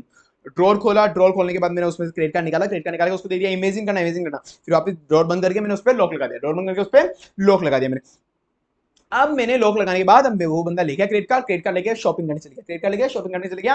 अब बंदे ने कपड़े खरीदे वहां पे, कपड़े खरीद लिए 10-12 हजार के। अब 10-12 हजार की उसकी लिमिट है नहीं है, 10-12 हजार की लिमिट है नहीं है, तो सामने वाला जो मर्चेंट है, सामने वाला जो शॉपकीपर है मर्चेंट, उसके पास कोई सिस्टम होना चाहिए जिससे उसकी वो क्रेडिट लिमिट देख सके। उसके पास जो पीओएस छोटा सा होता है ना, पीओएस मशीन जिसमें कार्ड स्वाइप करता है, तो उसके पास कोई सिस्टम होना चाहिए जिससे वो देख सके कि बंदे की 12 हजार की क्रेडिट लिमिट बची भी तो है ना, न्यूट्रलाइज लिमिट तो है ना, और अगर है तो फिर उसमें से पैसे कटे, कस्टमर के अकाउंट में से पैसे कटे, और कट के उस बंदे के मतलब मर्चेंट के, शॉपकीपर पे पैसे ट्रांसफर हो जाए। ये तो थी शॉपिंग होने तक की कहानी, पहले यहाँ तक देख लो। चलो, effective screening of application, application screen करा, फिर मैंने ड्रॉर के अंदर से कंट्रोल, क्या था कंट्रोल था, स्टोरेज, स्टोरेज मतलब मैंने मेरी ड्रॉर पे ताला वगैरह लगा रखा था, और कंट्रोल स्टोरेज एंड इशू पे मेरा एक इंटरनल कंट्रोल था। ड्रॉर खोला मैंने, निकाल के दिया और वापस लॉक लगा दिया, तो मेरा एक कंट्रोल था स्टोरेज और इशू ऑफ कार्ड पे। ठीक है, बंदा शॉपिंग पे गया, system whereby merchant confirm the unutilise limit, unutilise limit confirm करनी चाहिए। फिर उसके बाद जैसे अगर खो गया तो कस्टमर अकाउंट पे तो चार्ज कर लो, कस्टमर अकाउंट पे तो चार्ज कर लो, पैसा काट लो और रिम्बर्स कर दो मर्चेंट को, रिम्बर्स कर दो मर्चेंट को। शॉपिंग हो गई। अब शॉपिंग होने के बाद क्रेडिट कार्ड से कर तो लिया, क्रेडिट कार्ड का हर महीने बिल आता है, हर मंथली बेसिस पे बिल आता है, तो अब बिल उसको कस्टमर को रेगुलरली मंथली बेसिस पे बार बार रिमाइंड कराओ, बैंक वाले उसको मंथली बेसिस पे बिल भेजेंगे, भाई बिल ओवरड्यू है भेज, बिल रीपे कर, बिल रीपे कर, बिल रीपे कर, बार बार भेजेंगे, बार बार भेजेंगे। अगर वो बार बार में पैसा नहीं दे रहा है उसको फॉलो अप भी करेंगे, अगर फॉलो अप से भी नहीं मांग रहा तो अपन को लग जाएगा दिवाला हो रहा है बंदा, दिवालिया हो रहा है, इंस्टॉलमेंट हो रहा है, इसकी क्रेडिट लिमिट को आप रिव्यू करो, ये क्रेडिट कार्ड के लायक ही नहीं था, 1 लाख की क्रेडिट लिमिट नहीं हो सकती, इसकी 10 हजार की क्रेडिट लिमिट कर दो, इसकी 10 हजार की क्रेडिट लिमिट कर दो। स्टेटमेंट रेगुलरली भेजेंगे अपन उसको, फॉलो अप करेंगे कस्टमर को पेमेंट के लिए, पीरियोडिक रिव्यू करेंगे उसकी लिमिट को कि उसको रिवाइज तो नहीं करनी, डाउटफुल अमाउंट और प्रोविजनिंग तो कुछ नहीं बनानी। याद हो गया? बस वही कहानी याद रखो, एक बार वापस रिवाइज करो, बैक करके देखना तो वापस देख लो, 110% जिंदगी भर दिमाग में चिपक जाएगा, ये गारंटीड। ठीक है, चलो। Compliance with the CRR SLR. बचपन में पढ़ा होगा तुमने इकोनॉमिक्स के अंदर, यार इकोनॉमिक्स में था ना 11th क्लास में था शायद मेरे टाइम पे, ये 11th 12th whatever 11th 12th के अंदर इकोनॉमिक्स में था। अब सीआरआर एसएलआर तुमने पढ़ा होगा, तो ज्यादा मैं समझाऊं क्या, चलो ब्रीफ ब्रीफ तो समझाता हूं, तुमको आइडिया लग जाए। सीआरआर एसएलआर का cash reserve ratio and statutory liquid ratio, ये तुमने पढ़ा होगा कि हर बैंक को अंदर, बैंक में मैंने तुमको समझाया था, बैंक जितना पैसा लेती है उससे कई गुना ज्यादा तो लैंड कर देती है, लैंडिंग कर देती है, इतना पैसा तो असली में होता ही नहीं, तो बैंक के पास तो कुछ पैसा बचा ही नहीं। अगर लोग कस्टमर असली में विड्रॉ करने आ गए, असली में सारे के सारे बंदे विड्रॉ करने आ गए, तो बैंक दिवालिया कैसे होते, दिवालिया इसलिए तो होते क्योंकि बैंक के पास इतना पैसा होता नहीं है जितना वो लैंड कर देती है, सबको एक फिक्टिशियस ऐसे लैंड कर देती है, सबके अकाउंट में इतना पैसा दिख रहा होता है पर असली में उनके पास इतना पैसा होता नहीं है। पर अगर सबने, सबको दिख रहा है उनके हिसाब से उनका ही है, असली में है भी उनका, पर अगर समझो सबने विड्रॉ कर लिया, तो अभी तक तो बैंक के अंदर पड़ा है, तो बैंक वहां पे अकाउंट शो कर सकती है, आपके पास 5 लाख है, आपके पास 10 लाख है। अगर सब एटीएम से विड्रॉ करने आ गए तो क्या करेगी, इतना तो पैसा असली में है ही नहीं, तो वही तो कैश नहीं है। अब यही तो होता है जब बैंक दिवालिया, कैसे होते हैं दिवालिया, ऐसे ही होते हैं, जब कोई विड्रॉ करने आता है लोग बाग अफवाह फैला देते हैं बैंक दिवालिया होने वाली, दिवालिया होने वाली है, तो इस चक्कर में सब लोग विड्रॉ करने आ जाते हैं, तो असली में बैंक दिवालिया नहीं होने वाली होती, पर जब सब विड्रॉ करने आ जाते हैं तब दिवालिया असली में हो जाती है बैंक, क्योंकि सब विड्रॉ करने आ गए, इतना पैसा तो बैंक में है ही नहीं। अगर कुछ दिन रुकते तो मैच्योरिटी होते होते वो ट्रांजेक्शन ऑटोमेटिक सेटल होता ही होता है, वो चेंज में पड़ी हुई है पहले, ठीक है। तो इसीलिए आरबीआई ने बोला भाई, आरबीआई की रूल है कि आपको कुछ परसेंट ऑफ जितनी डिपॉजिट ले रहे हो, जितना लोन दे रहे हो, लोन लैंडिंग वगैरह कर रहे हो, या और जितनी डिपॉजिट ले रहे हो उसका कुछ परसेंट आपको खुद के पास कैश रिजर्व रखना पड़ेगा। या तो कैश रिजर्व रखो या फिर लिक्विड असेट्स, लिक्विड असेट के अंदर वो रखो, बस एक तरह से ये हो गया। कैश रिजर्व रेशियो क्या है, टोटल डिपॉजिट जितनी भी कस्टमर से ली, डिमांड और टाइम। डिमांड क्या होती है, जो नॉर्मल अपन डिपॉजिट कराते हैं सेविंग बैंक करंट लाइबिलिटी में, और टाइम डिपॉजिट क्या होती है, टाइम लाइबिलिटी जो एफडी हो गई, आरडी हो गई, वो उसका डीटीएल, इसको बोलते हैं डीटीएल, डिमांड टाइम डिपॉजिट, उसका कुछ परसेंट अपन को रिजर्व होल्ड करना पड़ता है कैश में, कैश में कुछ डिपॉजिट होल्ड करना पड़ेगा लिक्विडिटी मेंटेन करने के लिए। एसएलआर भी सेम उसी तरह का होता है, कुछ डिफरेंस होते हैं वो इकोनॉमिस्ट बता देंगे तुमको अच्छे से, मैं ज्यादा डिटेल में नहीं जाऊंगा, पता मुझे भी है, बस इसके अंदर ऐसा एक छोटा डिफरेंस मतलब ये पूरा कैश के अंदर मेंटेन करना होता है, ये अपन को लिक्विड असेट्स में मेंटेन करना होता है। लिक्विड असेट्स, लिक्विड असेट्स में क्या क्या होता है, गोल्ड होता है, कैश होता है, गवर्नमेंट अप्रूव सिक्योरिटी वगैरह होती है, before providing credit to customer, ये अपन को रखना पड़ता है। अब अपन को ये चीज ध्यान रखना बहुत इंपॉर्टेंट, मतलब बहुत एक नंबर इंपॉर्टेंट, एक नंबर इंपॉर्टेंट, हर ऑडिटर को एसएलआर की रिक्वायरमेंट और सीआरआर की रिक्वायरमेंट चेक करनी होती है कि बंदे ने, बैंक वालों ने सीआरआर एसएलआर मेंटेन करा है नहीं करा है 12 ऑड डेज पे during a year. 12 odd days, 12 महीने होते हैं ना, तो 12 ऑड डेज अलग अलग महीने में अलग अलग दिन पे, 12 ऑड डेज अलग अलग महीने में अलग अलग दिन पे, 12 ऑड डेज एक्सेप्ट फ्राइडे में वेरीफाई करूंगा, एक्सेप्ट फ्राइडे में वेरीफाई करूंगा, 12 ऑड डेज अलग अलग महीने में अलग अलग साल में, नॉट बीइंग फ्राइडे, ठीक है ना, नॉट बीइंग फ्राइडे याद रखना भाई, एमसीक्यू में बोल देगा कि ये थर्सडे फ्राइडे सैटरडे फ्राइडे, अब बताओ कि यार कौन से पे वेरीफाई नहीं कर सकता, तुमको फ्राइडे पे टिक मारना, वेरीफाई इस तारीख को नहीं कर सकते क्योंकि इस तारीख को फ्राइडे आ रहा है, ठीक है ना, तो Friday 12 odd days not being Friday. अब कैसे वेरीफाई करेगा सीआरआर एसएलआर, सीआरआर एसएलआर कैसे वेरीफाई करेगा, मैंने बोला था कुछ टाइम डीटीएल, डिमांड और टर्म लायबिलिटी का कुछ परसेंट उसको मेंटेन करना पड़ेगा अपने पास, तो पहले उसको देखना पड़ेगा कि डिमांड और टर्म लायबिलिटी के अंदर क्या क्या, आरबीआई ने कुछ सर्कुलर निकाले हुए कि डीटीएल के अंदर क्या क्या इंक्लूड होता है, अगर 5 लाख ये इंक्लूड हो रहा है, 10 लाख ये इंक्लूड हो रहा है, ये 5 लाख इंक्लूड नहीं होता है, तो जो अमाउंट फाइनल डीटीएल का निकला उस पर कुछ परसेंट उसको मेंटेन करना पड़ेगा एसआर सीआरआर। तो उसको सबसे पहले सर्कुलर समझना पड़ेगा आरबीआई का, कि आरबीआई का सर्कुलर क्या कहता है कि डीटीएल कितने, डीटीएल क्या होता है, आरबीआई का सर्कुलर क्या कहता है कि डीटीएल का अमाउंट कैसे निकालना है, पहले वो आरबीआई का सर्कुलर देखेगा, फिर बाद में बहुत सारी बैंक की ब्रांचेस, बहुत सारी बैंक की ब्रांचेस है, मैं तो हेड ऑडिटर में, head branch auditor, head office का ऑडिटर हूं, तो मैं सारे ब्रांच ऑडिटर को बोलूंगा भाई तुम सारे के सारे ट्रायल बैलेंस वेरीफाई करके, trial balance as well as cash, trial balance as well as cash सारे वेरीफाई करके सब अपने अपने मुझे भेज दो, हेड ऑफिस में भेज दो, सब अपने अपने वेरीफाई करके मुझे हर फ्राइडे पे भेज देना, हर फ्राइडे पे भेज देना, फ्राइडे का नहीं भेजना, हर फ्राइडे पे भेज देना, क्योंकि फ्राइडे का एसआर सीआरआर अपन चेक नहीं कर सकते, तो हर फ्राइडे का, हर फ्राइडे पे मुझे भेज देना सारे जितने भी ट्रायल बैलेंस वगैरह है, उसके लिए तुम रिस्पॉन्सिबल होंगे, ट्रायल बैलेंस और कैश उस ब्रांच के लिए, ठीक है, वो मुझे भेज दो, मैं यहाँ पे कंसोलिडेट कर दूंगा, मैं यहाँ पे पूरा कंसोलिडेट करके फिर फाइनल जो डिटेल का अमाउंट निकलेगा उस पर मैं चेक कर लूंगा कि इतना डिटेल का एक्स% मेंटेन होना चाहिए था, है नहीं, ठीक है ना, ये पॉइंट आप समझो। सबसे मैं अंडरस्टैंड करूंगा कि सर्कुलर के हिसाब से डिटेल होता क्या है, वीकली ट्रायल बैलेंस मंगा लूंगा मैं, एज ऑन फ्राइडे मंगा लूंगा मैं यहाँ पे, वेरीफाई ब्रांच ऑडिटर वेरीफाई करेगा उसके ट्रायल बैलेंस और कैश को, और फिर मैं टेस्ट बेसिस पे चेक कर लूंगा अलग अलग उसके जो रिटर्न वगैरह मिले ब्रांच के, ठीक है। अब समझो डिटेल के अंदर क्या आता है क्या नहीं आता है, डीटीएल के अंदर सबसे पहले एक्सक्लूड होता है बम, बम, बैंक के अंदर बम आ सकता है क्या, बैंक के अंदर बम आ सकता है क्या, बम नहीं ना भाई, बैंक के अंदर इंटरनल कंट्रोल होता है ना, क्या सिक्योरिटी गार्ड होता है इंटरनल कंट्रोल, ऑफ कोर्स डंडा लेके खड़ा होता है, बम आ जाए तो उसको भी उड़ा के चल जाएगा, क्या ही कर लेगा सिक्योरिटी गार्ड, ठीक है सर, तो फिर ठीक है, आप बैंक के अंदर इंटरनल कंट्रोल होता है उसके लिए बम नहीं ला सकते, बैंक के अंदर इंटरनल कंट्रोल होता है इसलिए बैंक में बम नहीं ला सकते, बैंक के अंदर बम को एक्सक्लूड करना होता है, बैंक के अंदर बम को एक्सक्लूड करना होता है। बम को तो नहीं ले सकते, एक्सक्लूड करो। बैंक के अंदर जा रहे हो तो बैंक को बम, तुम्हारे बैंक कभी अंदर जा रहे हो, तुम्हारे बैंक में बम पड़ा है तो बैंक को पहले बम को, तुम्हारे टाइम बम को बाहर निकाल के फिर अंदर जाना, ठीक है ना, ध्यान देना ये चीज। तो बैंक के अंदर एक्सक्लूड करना होता है बम को, इंटरनल कंट्रोल होता है बैंक के अंदर कि बम को एक्सक्लूड करना होता है। बैंक के अंदर आईसी है, बम को एक्सक्लूड करना है। तो डिटेल के अंदर ये चीजें एक्सक्लूड होती है, डिटेल के अंदर ये चीजें एक्सक्लूड होती है। बम, बी से आईसी बम, सॉरी आई से इंपोर्ट बिल, मेरे एक बार याद करो मैं समझाता हूं फिर क्या होता है ये इंपोर्ट बिल। आई से इंपोर्ट बिल, सी से कैपिटल, सी से कैपिटल, आई से इंपोर्ट बिल, सी से कैपिटल, बी से बैड डेब्ट, बैड डेब्ट रिकवर होता है, बैड डेब्ट रिकवर, यू से अनएडजस्टेड डिपॉजिट, एम से मार्जिन मनी, एम से मार्जिन मनी, एम से मार्जिन डिपॉजिट, मार्जिन मनी जो भी, ठीक है। आई से इंपोर्ट बिल, मेरे साथ यू याद रखो, अब बिना देखे तुम देखना, अब बिना देखे याद करना। आई से इंपोर्ट बिल, सी से कैपिटल, बी से बैड डेब्ट रिकवर, यू से अनएडजस्टेड डिपॉजिट, एम से मार्जिन मनी और डिपॉजिट, ठीक है ना। अब ऐसे आई बम को एक्सक्लूड है। अब ये समझो डिटेल के अंदर क्या क्या इंक्लूड नहीं होता। जो इंपोर्ट बिल है जिसका सेटलमेंट होना अभी बाकी है क्योंकि उसकी फाइनल रिसिप्ट नहीं आई है। इंपोर्ट बिल का पैसा तो बैंक के पास आ गया अभी तक, और उसकी फाइनल रिसिप्ट अभी तक बैंक के पास नहीं आई है कि किस रेट पे उस बंदे को ट्रांसफर देना है। इंपोर्ट के अलग अलग रेट चलती है ना कस्टम की, तो किस रेट पे करना है उसकी अभी तक रेट अभी तक उसके पास नहीं आई है। तो वो अपन को अभी तक रेट फाइनल नहीं है, इस वजह से वो मनी अपने पास खड़ी हुई है, तो वो लाइबिलिटी उसको नहीं मानेंगे, उसको डिटेल के अंदर नहीं मानेंगे, डिटेल से एक्सक्लूड करेंगे उसको, ठीक है। ये हैंग क्यों हो रहा है आज, चलो ठीक है, हो रहा है तो हो रहा है, अभी तो करो। तो एक तो इंपोर्ट बिल जिसकी रेट अभी तक फाइनल नहीं हुई है, वो मनी अपन को रिसीव तो हो गई, पर फाइनल किस रेट पे कन्वर्जन पे अपन को पेमेंट वगैरह करना है, रिसीव पेमेंट वगैरह करना है, वो चीज अपन को देखनी पड़ेगी, ठीक है ना। पेमेंट किस रेट पे करना है, फाइनल रेट नहीं है ये, वो एक्सीड होगा। कैपिटल वगैरह कोई बैंक की लाइबिलिटी होती है या कैपिटल रिजर्व वगैरह नहीं होती है, तो एक तो capital reserve credit balance of bank की लाइबिलिटी नहीं होती है, इसको एक्सक्लूड करो। और एक amount of loan taken from RBI, RBI से लोन लेते तो भी बैंक बोलता है कि इसके ऊपर तुमको percent of cash reserve maintain करना कंपलसरी नहीं है। बैड डेब्ट रिकवर, ये भी क्रेडिट बैलेंस ही होता है ना, बैड डेब्ट रिकवर भी क्रेडिट बैलेंस होता है, तो इस पे भी तुमको मेंटेन नहीं है। अनएडजस्टेड डिपॉजिट और balance lying like dividend warrant, interest warrant, refund of application money, ये कुछ टाइम बाद किसी और को देना है, ये बैंक की लाइबिलिटी नहीं है, कुछ टाइम के लिए एक सेंट्री डिपॉजिट अपने पास रख रखी है, ये किसी और का पैसा है, तो इसको अपन को इंक्लूड नहीं करना है। याद करना भाई, बहुत इंपॉर्टेंट चीजें, सारी की सारी याद करना है, मैं बोल रहा हूँ तुमको सब याद करना है, बहुत इंपॉर्टेंट है, बहुत important. Margin held for keep for sentry deposit, कोई भी मार्जिन, कोई भी ऐसी सेंट्री डिपॉजिट, जैसे ऊपर मैंने तुमको बताया ना ये डिविडेंड वारंट, इंटरेस्ट, इसी तरह से कोई भी margin money, margin sentry deposit जो कुछ टाइम बाद अपन को वहां पे रीपे करनी है, वो नहीं करनी इंक्लूड। अब इंक्लूड क्या करनी है, इंक्लूड क्या करनी है, जो चीजें बैंक के अंदर, बम तो हटा दो, बम तो हटा दिया अपन ने, बम को तो एक्सक्लूड करना है इंटरनल कंट्रोल की वजह से, बम को तो एक्सक्लूड करना है। अरे यार पेन हैंग हो रहा है आज।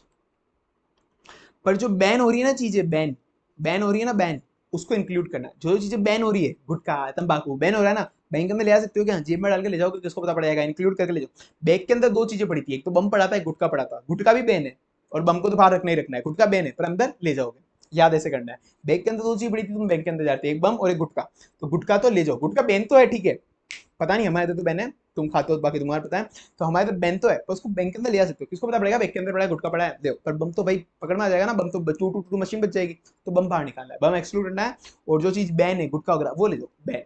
बी से ब्रांच एडजस्टमेंट अकाउंट, ए से अब्रॉड बाय बैंक, एन से नॉस्ट्रो अकाउंट। समझो क्या चीज इंक्लूड करनी है डिटेल के अंदर, net credit balance of branch adjustment account, branch adjustment account का जो भी नेट, ब्रांच एडजस्टमेंट अकाउंट नहीं होता क्या, अलग अलग तरह के ब्रांच के एडजस्टमेंट अकाउंट होते हैं, उसके अंदर कुछ भी नेट क्रेडिट बैलेंस आता है वो इंक्लूड करना है। Borrowing from abroad by bank, abroad के कोई बोरिंग करिए वो इंक्लूड करना है, वो अपनी लाइबिलिटी है। रिकंसिलेशन और nostro account, nostro account, nostro vostro account का रिकंसिलेशन पता है, नोस्ट्रो वोस्ट्रो अकाउंट क्या होता है, तो एक जने का नोस्ट्रो दूसरे का वोस्ट्रो होता है, तो उसके बीच में कोई भी रिकंसिलेशन का अमाउंट आ रहा है फाइनल, तो मतलब वो अपनी लाइबिलिटी एक्स्ट्रा बन रही है अगर, तो उसका एडवर्स बैलेंस है तो अपन को इंक्लूड करना है, वो अपन को इंक्लूड करना है वो, ठीक है ना। अब एक और चीज, बैंक का जो इंटरेस्ट होता है वो अक्रू डेली बेसिस पे होता है, अक्रू तो डेली बेसिस पे होता है, पर बैंक के अंदर रिफ्लेक्ट कब होता है, कुछ पीरियड के बाद, बुक्स के अंदर तो कुछ पीरियड के बाद रिफ्लेक्ट होता है ना, अक्रू तो डेली हो जाएगा, पर हर दिन का तुमको इंटरेस्ट अक्रू होकर तो ना दिखता है, एक महीने बाद तुम्हारे मैसेज आता है कि ये अक्रू हो गया, इतना पैसा आपके बैंक में जुड़ रहा है या कट रहा है, वॉट, ठीक है ना। तो वो, पर जो अक्रू होता जा रहा है ना, तो भी अपन उसको मानेंगे, उसको लाइबिलिटी डायग्राम में गिनेंगे, डिटेल डायग्राम में, even the interest accrue daily recorded the books only at the periodic interval, such interest accrued but not accounted will be included in detail computation, ठीक है ना, ये करना है। और एक कितनी अनऑडिटेड ब्रांच है अपन को वो स्पेसिफाई करना है, जिसके रिटर्न पे मैंने रिलाई करा है डायरेक्ट, ऊपर ऊपर मैंने बोला था जिसका ट्रायल बैलेंस हमारे सारी ब्रांचेस के, तो कितनी अनऑडिटेड ब्रांचेस जिसके मैंने ट्रायल बैलेंस पे डायरेक्ट रिलाई करा है वो मुझे बताना है। अब ये हो गया वेरिफिकेशन ऑफ असेट्स। असेट्स के अंदर सबसे पहले कैश बैंक उठाओ। कैश को कैसे वेरीफाई करोगे? फिजिकल वेरिफिकेशन करके आ जाओ, फिजिकल वेरिफिकेशन करके आ जाओ। कैश रेशियो में जितना कैश बताता है उनके बैंक के सिस्टम में, जितना कैश बताता है उससे मैच हो रहा है ना, खत्म। Physical verification of cash ATM, physically verify cash should be match with CBS core banking system, जो उनका सॉफ्टवेयर होता है और जो कैश रजिस्टर होता है उनसे मैच हो रहा है, ठीक है, खत्म। Bank balance with RBI. RBI के पास बैंक बैलेंस पड़ा है, अगर आरबीआई के पास कोई भी बैंक बैलेंस पड़ा है तो मेरे को आरबीआई के कुछ रिक्वायरमेंट होती है, जैसे एसएलआर सीआरआर वगैरह होती है, वैसे कुछ रिक्वायरमेंट होती है कि बैंक आरबीआई के पास कुछ बैंक अपने को कैश जमा कराना पड़ता है, या फिर रेपो रेट और रिवर्स रेपो रेट का तुम सिस्टम जानते हो कि बैंक के पास डिपॉजिट रखना, बैंक से लोन लेना है, बैंक को लोन देना, वो समझ गए ना तुम? तो वो वाली ट्रांजेक्शन होती है ना, तो उनका लेजर बैंक कंफर्मेशन ले लेना। एक तो अपना जितना लेजर में शो कर रहा है कि आरबीआई के पास इतना पैसा है, तो नॉर्मल बैंक आरबीआई से कंफर्मेशन ले लो कि इतना पैसा असली में है ना आपके पास। फिर उनका एक रिकंसिलेशन स्टेटमेंट बनेगा, रिकंसिलेशन स्टेटमेंट भी आपको बनेगा, उसके अंदर कोई भी पेंडिंग एंट्रीज वगैरह आ रही है कि अपन ने रुपए जमा करा दिए अभी तक रिफ्लेक्ट नहीं हो रहे, कोई भी ऐसे अनएडजस्टेड डिपॉजिट वगैरह है, कोई भी ऐसे रिवेन्यू आइटम वगैरह, तो वो चीज देख लेना। कैश ट्रांजेक्शन इवनिंग अनरिस्पॉन्डेड, अभी तक वो बुक्स में अकाउंट नहीं करे या आरबीआई उसको रिस्पॉन्ड नहीं कर रही है अभी तक, ठीक है ना? तो कोई भी कैश ट्रांजेक्शन जो अभी तक अनरिस्पॉन्ड नहीं हुए वो रिकंसिलेशन स्टेटमेंट में मुझे दिखाना है। यार ये पेन सही काम नहीं कर रहा है आज, just give me a second. Hmm तो रिकंसिलेशन स्टेटमेंट भी देखना पड़ेगा अपन को उनका, आरबीआई में जो भी रिकंसिलेशन स्टेटमेंट बन रहा है, आरबीआई के पास जो भी पैसा है उसका कैश ट्रांजेक्शन वगैरह, रिवेन्यू आइटम को एडजस्टमेंट वगैरह चाहिए क्या, नॉर्मल चीजें। अब यार पेन चल जा भाई। और अपन को other credit and debit entries भी देखनी पड़ेगी जो ओरिजिनेट हुई है, मतलब जो भी ट्रांजेक्शन हुआ आरबीआई के साथ, डेबिट क्रेडिट एंट्री जो 15 दिन से ज्यादा अनरिस्पॉन्डेड है। 15 अपन को ट्रांजेक्शन हो गया आरबीआई के साथ कैश का, पर 15 दिन से ज्यादा अनरिस्पॉन्डेड है, अपन को मेनली उस पर ध्यान देखना पड़ेगा, ध्यान देना पड़ेगा, देखना पड़ेगा।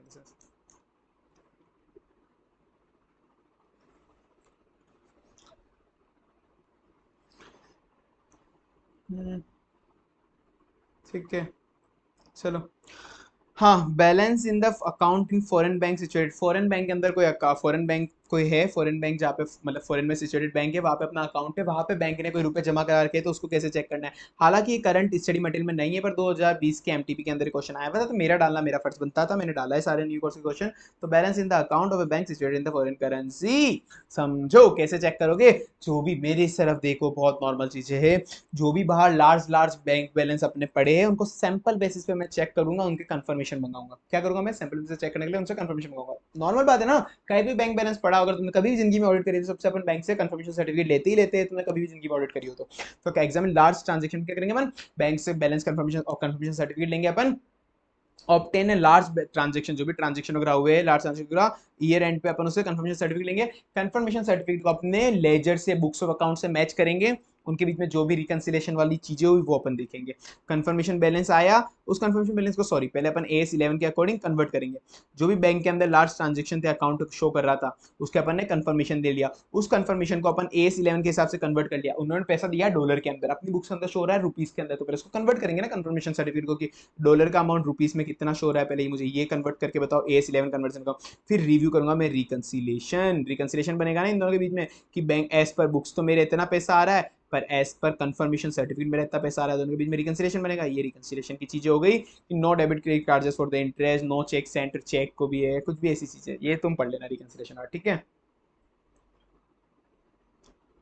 Investment special purpose certificate relating to investment, समझो ये क्या होता है। बैंक इन्वेस्टमेंट पोर्टफोलियो भी मेंटेन करती है लोगों का, इन्वेस्टमेंट बैंकिंग होता है जो कि वो क्लाइंट से लिया हुआ पैसा इन्वेस्ट भी करती है, अलग अलग उनको इन्वेस्टमेंट पोर्टफोलियो सर्विस दे देती है। तो बैंक जो खुद का पैसा होती है, खुद का पैसा भी इन्वेस्ट करती है और क्लाइंट का पैसा भी इन्वेस्ट करती है क्लाइंट के बिहाफ पे। तो एक होता है बैंक का खुद का पैसा, एक होता है क्लाइंट का बिहाफ पे क्लाइंट का पैसा। तो बैंक को क्या होता है, दोनों का अलग अलग सेपरेट अकाउंट मेंटेन करना कंपलसरी है, कि जो खुद का पैसा जहाँ पे इन्वेस्ट करिए और जो दूसरा क्लाइंट का पैसा जहाँ पे इन्वेस्ट करिए, दोनों का अलग अलग मेंटेन करना कंपलसरी होता है। और जो क्लाइंट का पैसा है, जिसको कहते हैं पोर्टफोलियो मैनेजमेंट सर्विस, क्लाइंट का पैसा है उसकी पोर्टफोलियो मैनेजमेंट सर्विस के अकाउंट की सेपरेट एक्सटर्नल ऑडिटर से ऑडिट करानी कंपलसरी होती है, उसका हाफ ईयरली रिव्यू भी करना पड़ता है। सेपरेट एक्सटर्नल ऑडिटर से ऑडिट करानी पड़ेगी और उसका हाफ ईयरली रिव्यू भी करना पड़ेगा। तो whether the bank has maintain the separate account for the investment made by own investment account और पीएमएस अकाउंट, ठीक है ना। And investment under PMS is audited separately by external auditor, half yearly reviews को करना पड़ेगा अपन को, ठीक है ना, इन्वेस्टमेंट पोर्टफोलियो का, बैंक को मतलब। ये पोर्टफोलियो, ये सेम क्वेश्चन है जो मैंने तुमको पता है ना, पीएमएस, इसमें बैंक बोला है कि इन्होंने सेपरेट सेपरेट मेंटेन नहीं करेगा खुद का इन्वेस्टमेंट और बैंक का पीएमएस अकाउंट, तो क्या करना चाहिए अपन को? बोलना चाहिए, उनको एडवाइस देनी चाहिए कि दोनों को सेपरेट मेंटेन करो, और अपन को एज एन ऑडिटर अपन को खुद को ऑडिटिंग करनी है, एक्सटर्नल स्टैट्यूटरी ऑडिटर को बोलना है इसको ऑडिट कर ले, ठीक है ना, वो हो गया। अब एक ये है इनकम रिकॉग्नाइज कैसे करते हैं इन्वेस्टमेंट की बैंक वाले? परफॉर्मिंग इन्वेस्टमेंट तो अक्रूवल बेसिस पे हो जाएगा, परफॉर्मिंग इन्वेस्टमेंट तो अक्रूवल बेसिस पे हो जाएगा जिसकी प्री डिफाइंड रेट हो, मतलब बॉन्ड हो गया, डिबेंचर हो गया, जिसके अपन को पहले से पता है 8% इंटरेस्ट मिलेगा। इक्विटी, इक्विटी के अंदर प्री डिफाइंड रेट नहीं होती है, तो जब तक डिविडेंड अनाउंस नहीं हो जाए, अपना राइट टू स्टेब्लिश नहीं हो जाए डिविडेंड का, तब तक अपन अक्रूवल बेसिस पे नहीं कर सकते। Non performing asset realise basis पे, तुमको पहले भी पता होगा, रियलाइज बेसिस पे करते हैं, मतलब नॉन परफॉर्मिंग एसेट अभी परफॉर्म नहीं कर रहा, तो जिस दिन पैसा मिलेगा अपन के बैंक अकाउंट में अपने पास आ गया, उस दिन ही अपन उसको मानेंगे कि उस वक्त इनकम करेंगे अपन, ऐसे अक्रूवल बेसिस पे उसको इनकम रियलाइज नहीं करेंगे। डिविडेंड अक्रूवल बेसिस पे करेंगे if declare by the corporate body, declare कर दिया अपन उसी ईयर में, और राइट टू स्टेब्लिश पेमेंट अपना मिल गया, राइट टू रिसीव पेमेंट अपना स्टेब्लिश हो गया। म्यूचुअल फंड की यूनिट को कैश बेसिस पे, उसका जितना भी होगा पैसा कैश बेसिस पे, ठीक है। ये पढ़ो, एक्रूअल बेसिस पे करा उन्होंने dividend on securities and unit of mutual fund and declare after end of financial year and होने के बाद उन्होंने डिविडेंड डिक्लेयर कराया, तो राइट टू स्टेब्लिश नहीं हुआ था ना उस वक्त तक अपना पेमेंट रिसीव करने का, अभी तक अगले साल हुआ है वो, तो अभी तक उसको क्या एक्रूअल बेसिस पे नहीं करना। Dividend declare by the company in AGM AS9 accrual basis पे नहीं करना चाहिए था, नॉट इन ऑर्डर, मतलब गवर्नमेंट की जो सिक्योरिटी होती है जिस पर प्री डिफाइंड इंटरेस्ट रेट उठ रहा होता है, वो अपन को एक्रूअल बेसिस पे करना होता है। एडवांसेस और ये एडवांसेस का क्वेश्चन, ठीक है। इवेल्यूट कैसे करना है एडवांसेस पे? इंटरनल कंट्रोल, सब्सिडी, समझो। एडवांसेस की तीन चीजें चेक करनी पड़ेगी। एडवांस बैंक ने एडवांस दे रखे, बैंक ने जो एडवांस दे रखे, ये उन एडवांस की बात हो रही है। अपन एडवांस पे एडवांस जो बैंक ने दे रखे, तो एडवांस देने के पहले और एडवांस देने मतलब उसमें क्या क्या चीजें चेक करनी है। बैंक ने एडवांस दे रखा है तो बैंक में एक तो एडवांस पे इंटरनल कंट्रोल देखना चाहिए कि हर किसी को एडवांस नहीं देना चाहिए, वही सेम चीजें क्रेडिट वर्थिनेस वाले बंदे को देना चाहिए, वो सब चीजें। तो इंटरनल कंट्रोल चेक करना है कि उस पर सब्सटेंटिव प्रोसेस भी लगाना। तुमको टीओसी पीओडी तो पता है ना, टीओसी मतलब जो टेस्ट ऑफ कंट्रोल होता है वो इंटरनल कंट्रोल का होता है, फिर टीओडी जो होता है वो सब्सटेंटिव प्रोसेसर का पार्ट होता है, तो सब्सटेंटिव प्रोसेस भी देखना है। फिर एक रिकवरेबिलिटी भी इधर एक अलग से देखना है। मैं बताता हूँ लोन के अंदर क्या क्या, एडवांस के अंदर क्या क्या चीज चेक होती है। सबसे पहले इंटरनल कंट्रोल चेक होगा। इंटरनल कंट्रोल तुम दो चीजें, मैंने दो चीजें टेक्निक दे रखी है, एक फर्स्ट टेक्निक हो गई दास यूको, और सेकंड हो गई before giving loan after giving loan. देखो दास यूको, अब तुम ऐसे याद रख सकते हो कि यूको बैंक का इंटरनल कंट्रोल इतना भयंकर था, इतना शानदार था कि मैं उसका दास हो गया। दास मतलब नौकर टाइप, एक तरह से दास वाला हो गया कि यूको बैंक का इंटरनल कंट्रोल इतना शानदार था कि मैं उसका दास हो गया। यूको बैंक का इंटरनल कंट्रोल इतना शानदार था कि मैं उसका दास हो गया। यूको बैंक का इंटरनल कंट्रोल इतना शानदार था कि मैं उसका दास हो गया। तो अब वो हो गया दास यूको, ठीक है। तो अब एक तो गया दास यूको, डी से जितने भी इंटरनल कंट्रोल होना चाहिए बैंक में एडवांस देने के पहले, एडवांस देने के पहले इंटरनल कंट्रोल होना चाहिए कि जितने भी लोन के डॉक्यूमेंट थे वो मैं पहले ही ले लूं, पहले मैं लोन के डॉक्यूमेंट ले लूं, ऐसे ही लोन डॉक्यूमेंट। ए जो स्पेसिफिक अथॉरिटी है लोन डेलीगेट करने के, मैंने मतलब क्लर्क थोड़ी ना लोन ऑथराइज कर देगा, दे देगा, तो वो जो जो डेलीगेटेड अथॉरिटी है वही लोन देगा। तो जो डेलीगेटेड अथॉरिटी है वही सैंक्शन करे।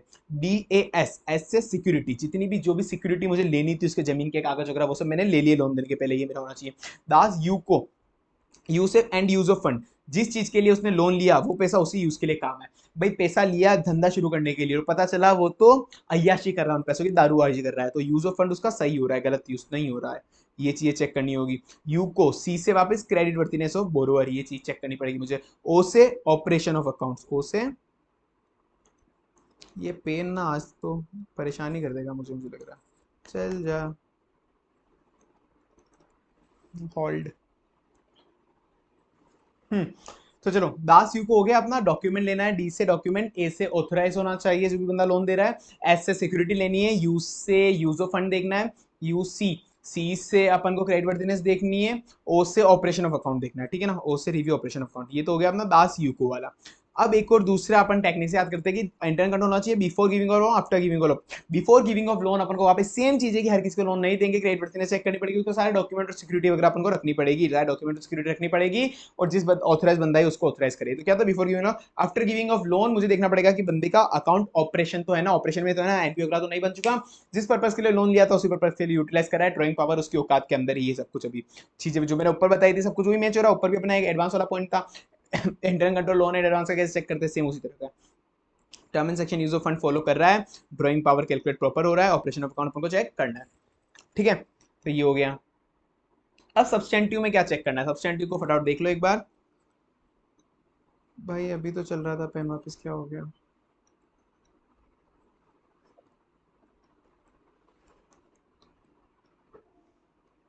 हम्म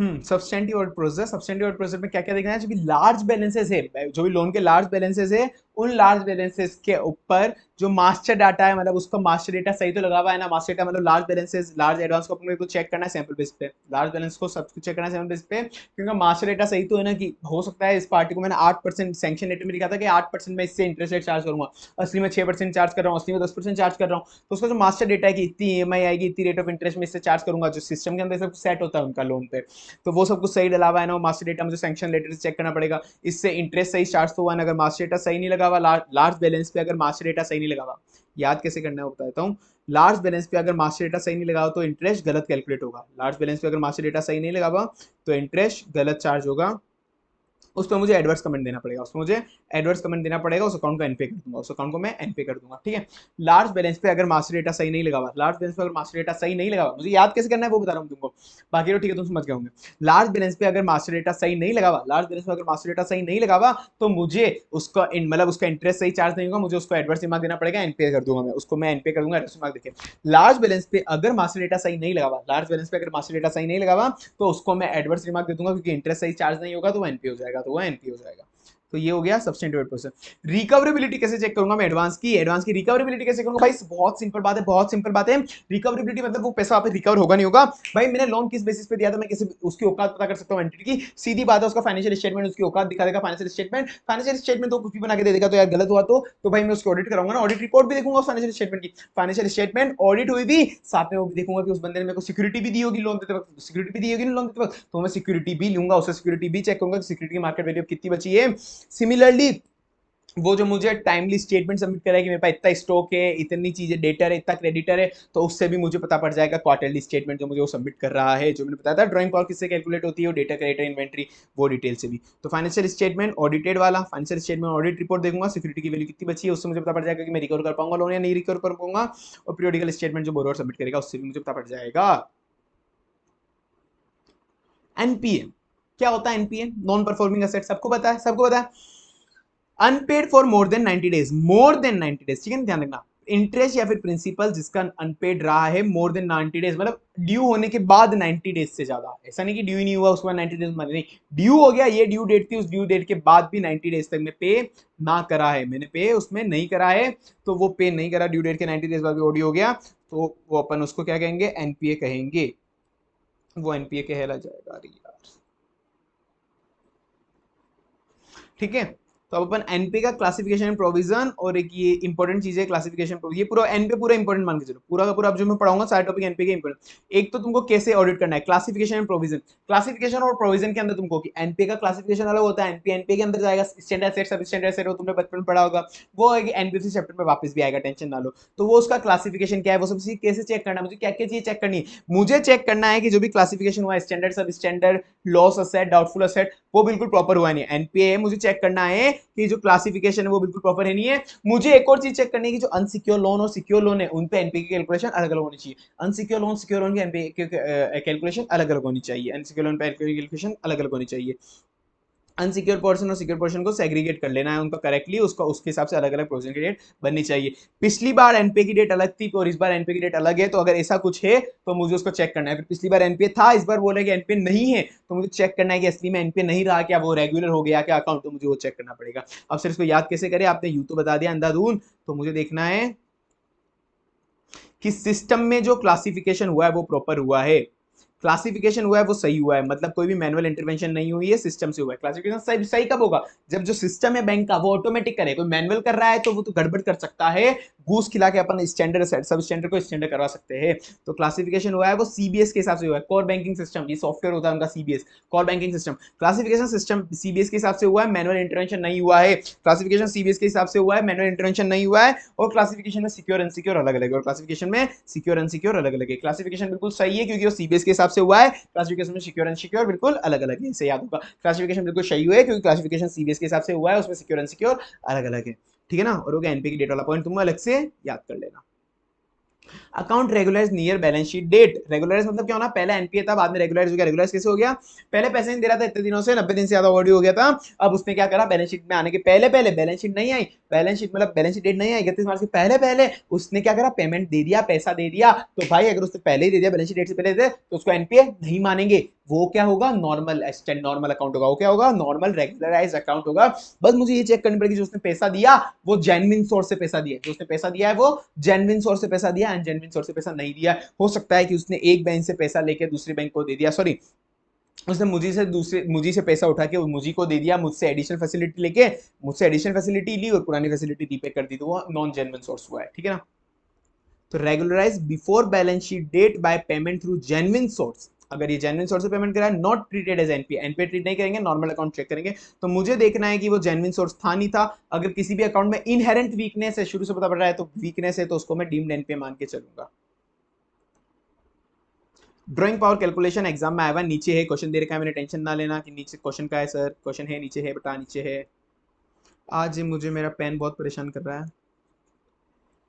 ठीक है। Drawing power calculation, drawing power calculation sir कैसे होता है, ड्राइंग पावर क्या होता है, मैंने तुमको पहले बताया था ड्राइंग पावर कैसे निकलता है, ड्राइंग पावर कैसे निकालते हैं भाई, मैंने तुमको बताया था कि ड्राइंग पावर होती है जो असेट होती है, मतलब जो करंट असेट में जनरली होती है, inventory, inventory plus debtor minus creditor, ये तीन चीज ही देखते हैं जनरली, यही देखते हैं, बाकी बहुत चीजें कुछ अलग अलग एडजस्टमेंट होते हैं, वो अलग होता है। Inventory plus debtor minus creditor, एक तरह से मानो कि ये, अब कुछ कुछ चीजें होती है वो सबकी अलग अलग होती है ड्राइंग पावर के अंदर। तो होगा drawing power board of director की कैलकुलेशन के हिसाब से होना चाहिए, क्रेडिटर का पार्ट जो है वो माइनस हो जाना चाहिए, क्रेडिटर क्या होना चाहिए, माइनस हो जाना चाहिए। Special consideration should be given to creditor, stock and cover under letter of credit, stock जो लेटर ऑफ क्रेडिट के अंदर कवर है मतलब वो क्रेडिटर ही है अपना, स्टॉक जो लेटर ऑफ क्रेडिट है मतलब स्टॉक के ऊपर गारंटी ले रखी है ना, तो वो क्रेडिटर में आ गया ऑटोमेटिक, स्टॉक गारंटी है अपनी, उस स्टॉक के ऊपर ऑलरेडी गारंटी है, मतलब वो एक बार फंड हो चुका है वो क्रेडिटर, क्योंकि अपन ने जो स्टॉक खरीदा है वो ऑलरेडी किसी गारंटी के ऊपर खरीदा, मतलब वो ऑलरेडी अपनी लाइबिलिटी है, उस वाले पे अपन वापस से एक और बार वापस नया फाइनेंस नहीं करा सकते, ठीक है ना।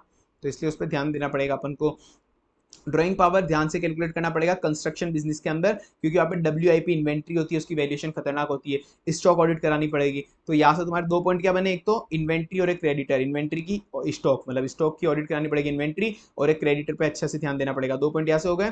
एक बाकी एक पॉइंट बीओडी की गाइडेंस के हिसाब से कैलकुलेट करना चाहिए, ड्राइंग पावर बीओडी की गाइडेंस के हिसाब से कैलकुलेट करना चाहिए, ये भी याद हो गया। और एक कंस्ट्रक्शन बिजनेस याद रखना कि कंस्ट्रक्शन बिजनेस में थोड़ा केयरफुली देखना पड़ता है अपन को, कैलकुलेट करना पड़ेगा, ठीक है ना, क्योंकि यहाँ पे डब्ल्यूआईपी इन्वेंट्री होती है। Account with temporary deficiency, account with temporary deficiency, कोई भी ऐसा हो गया कि टेम्परेरी डेफिशिएंट हो गया, मैंने बोला ड्राइंग पावर कैलकुलेशन करते एक बार 100 150 रुपए की 150 रुपए की आई थी, स्टॉक था मेरे पास 150 रुपए का था, stock plus debtor minus creditor 150 रुपए का था, मैंने 150 रुपए की शॉर्ट टर्म बोरिंग ले ली, पर हो सकता है कि अगली बार अगले क्वार्टर में जब मैंने स्टेटमेंट सबमिट करा तब 150 रुपए का नहीं बचा, तब वो केवल 120 रुपए के बचा, पर वो टेम्परेरी 120 रुपए का था, उस वक्त मेरे पास डेटर कम थे, मतलब या फिर स्टॉक बिक चुका था, क्रेडिटर उस वक्त टेम्परेरी ज्यादा थे, कुछ टाइम में ऑटोमेटिक बढ़ने वाले थे, तो कुछ टाइम की वजह से क्या मैं उसको अकाउंट का एनपीए मान लूं क्या, 150 की जगह 120 की रहेगी तो मैं एनपीए मानूंगा, नहीं, टेम्परेरी डेफिशिएंसी को नहीं माना जाएगा, टेम्परेरी डेफिशिएंसी को नहीं माना जाएगा। should not classify NPA due to temporary non availability of stock, drawing power की ड्राइंग पावर कम रह गया, टेम्परेरीली कम हो गया तो नहीं माना जाएगा, टेम्परेरी इंक्रीज ले रखी है मैंने बोरिंग तो कोई दिक्कत नहीं है, पर हाउ एवर स्टॉक स्टेटमेंट होना चाहिए, जिस स्टॉक स्टेटमेंट में अपन ने दे रखा है, तो ऐसे स्टॉक स्टेटमेंट 3 महीने से पुराना नहीं होना चाहिए, मैंने बोला 3 महीने, वो जो 150 रुपए वाला है वो, तो एटलीस्ट वो स्टॉक स्टेटमेंट जिससे अपन ने ड्राइंग पावर कैलकुलेट करी है वो 3 महीने से पुराना नहीं होना चाहिए, 3 महीने तक का ही होना चाहिए, not older than 3 month, stock statement relied upon should not be older than 3 month, ठीक है, अगर 3 महीने से ज्यादा है तो उसको इरेगुलर मान लेंगे, 3 महीने से ज्यादा पे अपन दे रखा है तो उसको इरेगुलर मान लेंगे। लिमिट्स नॉट रिव्यूड, कुछ होता है एडॉक लिमिट, एडॉक लिमिट होती है कि अपन ने एक बार अंधाधुंध बिना कुछ ज्यादा चीजें जांच पड़ताल करे, कुछ लिमिट्स होती है ऐसी, अब मैं कैसे बताऊंगा, बहुत बड़े बड़े एग्जांपल्स होते हैं उसके, वो रेयर केसेस के अंदर होती है। समझो कोई किसी का बहुत क्रेडिट वर्थिनेस कस्टमर है, टाटा अंबानी गया, टाटा अंबानी ने रिलायंस की कंपनी गई, रिलायंस का ऑलरेडी 5-6 करोड़ का लोन चल रहा है, बैंकर को भी पता है कई कंपनी डूबने नहीं वाली, कुछ नहीं होने वाला, तो उसने क्या करा, बैंकर ने उसने फटाफट कॉल करा उसके एजीएम ने, ये फटाफट मैं फॉर्म भेज रहा हूँ, मेरी ईमेल कंफर्मेशन भेज रहा हूँ, डायरेक्टर ने भेज दिया कि मुझे फटाफट एक बार 1 करोड़ का लोन और एक्स्ट्रा चाहिए, मुझे 1 करोड़ का लोन फटाफट दो। भाई सीधी बात है, उनको बैंकर नाराज नहीं कर सकते, वो क्रेडिट वर्थिनेस कस्टमर की लिस्ट में आते हैं, गोल्डन कस्टमर होते हैं ये, तो बैंक की कुछ पॉलिसी होती है कि इन गोल्डन कस्टमर्स को वो एडहॉक लिमिट एक बार दे सकते हैं, एडहॉक उन्होंने फटाफट एक बार मांगा दे सकते हैं, बिना कुछ ज्यादा चीज चेक करें, उनको अर्जेंट में चाहिए होता है, तो एडहॉक लिमिट एक बार तो दे दी, पर विद इन 180 डेज उनको उस एडहॉक लिमिट को रिव्यू करना होता है कि 180 दिन के अंदर अंदर कि असली में वो उसके लिए हकदार भी थे क्या, पता चला वो इतने रुपए के लायक ही नहीं थे, अपन ने बिना बात इतने रुपए दे दिए, तो विद इन 180 डेज अपन को ये चीज रिव्यू भी करनी होती है, अगर with in 180 days ad hoc limit देने के विद इन 180 डेज के अंदर अपन ने रिव्यू नहीं करी तो उस अकाउंट को एनपीए मान लेंगे, तो उस अकाउंट को एनपीए मान देंगे। Limit not reviewed within 180 ad hoc limit not reviewed within 180 days consider as NPA. Classification of borrower wise not facility wise, समझो बोरोवर वाइज होना चाहिए क्लासिफिकेशन, और फैसिलिटी वाइज नहीं होना चाहिए। कैसे समझो, हाँ चलो एग्जांपल देके समझाता हूँ। एक कस्टमर है पप्पू, एक कस्टमर कौन है, पप्पू भैया।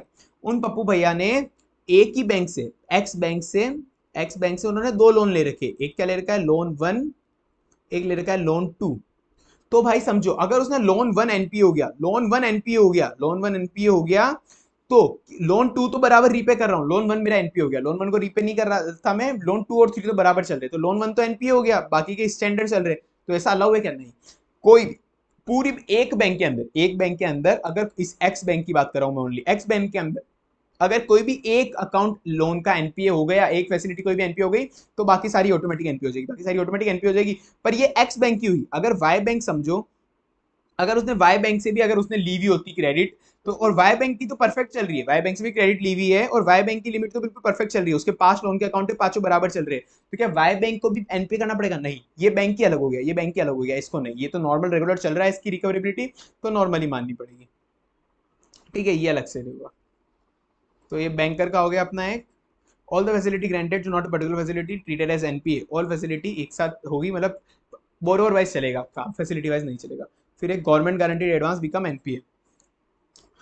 गवर्नमेंट गारंटीड एडवांस समझो, कोई लोन ऐसे होते हैं जिसने गवर्नमेंट की गारंटी दी हुई होती है, जैसे पीएसयूस होते हैं या कुछ कुछ अलग अलग तरह के लोन होते हैं जिसमें गवर्नमेंट गारंटी देके रखता है कि अगर इसने पैसा नहीं दिया तो मैं पैसा दूंगा। अगर कोई गवर्नमेंट गारंटी एडवांस है तो उसको कैसे ट्रीट करेंगे, अगर गवर्नमेंट गारंटी एडवांस से अगर वो एनपीए हो गया, समझो यार ये पेन आज तो मुझे बहुत परेशान कर रहा है,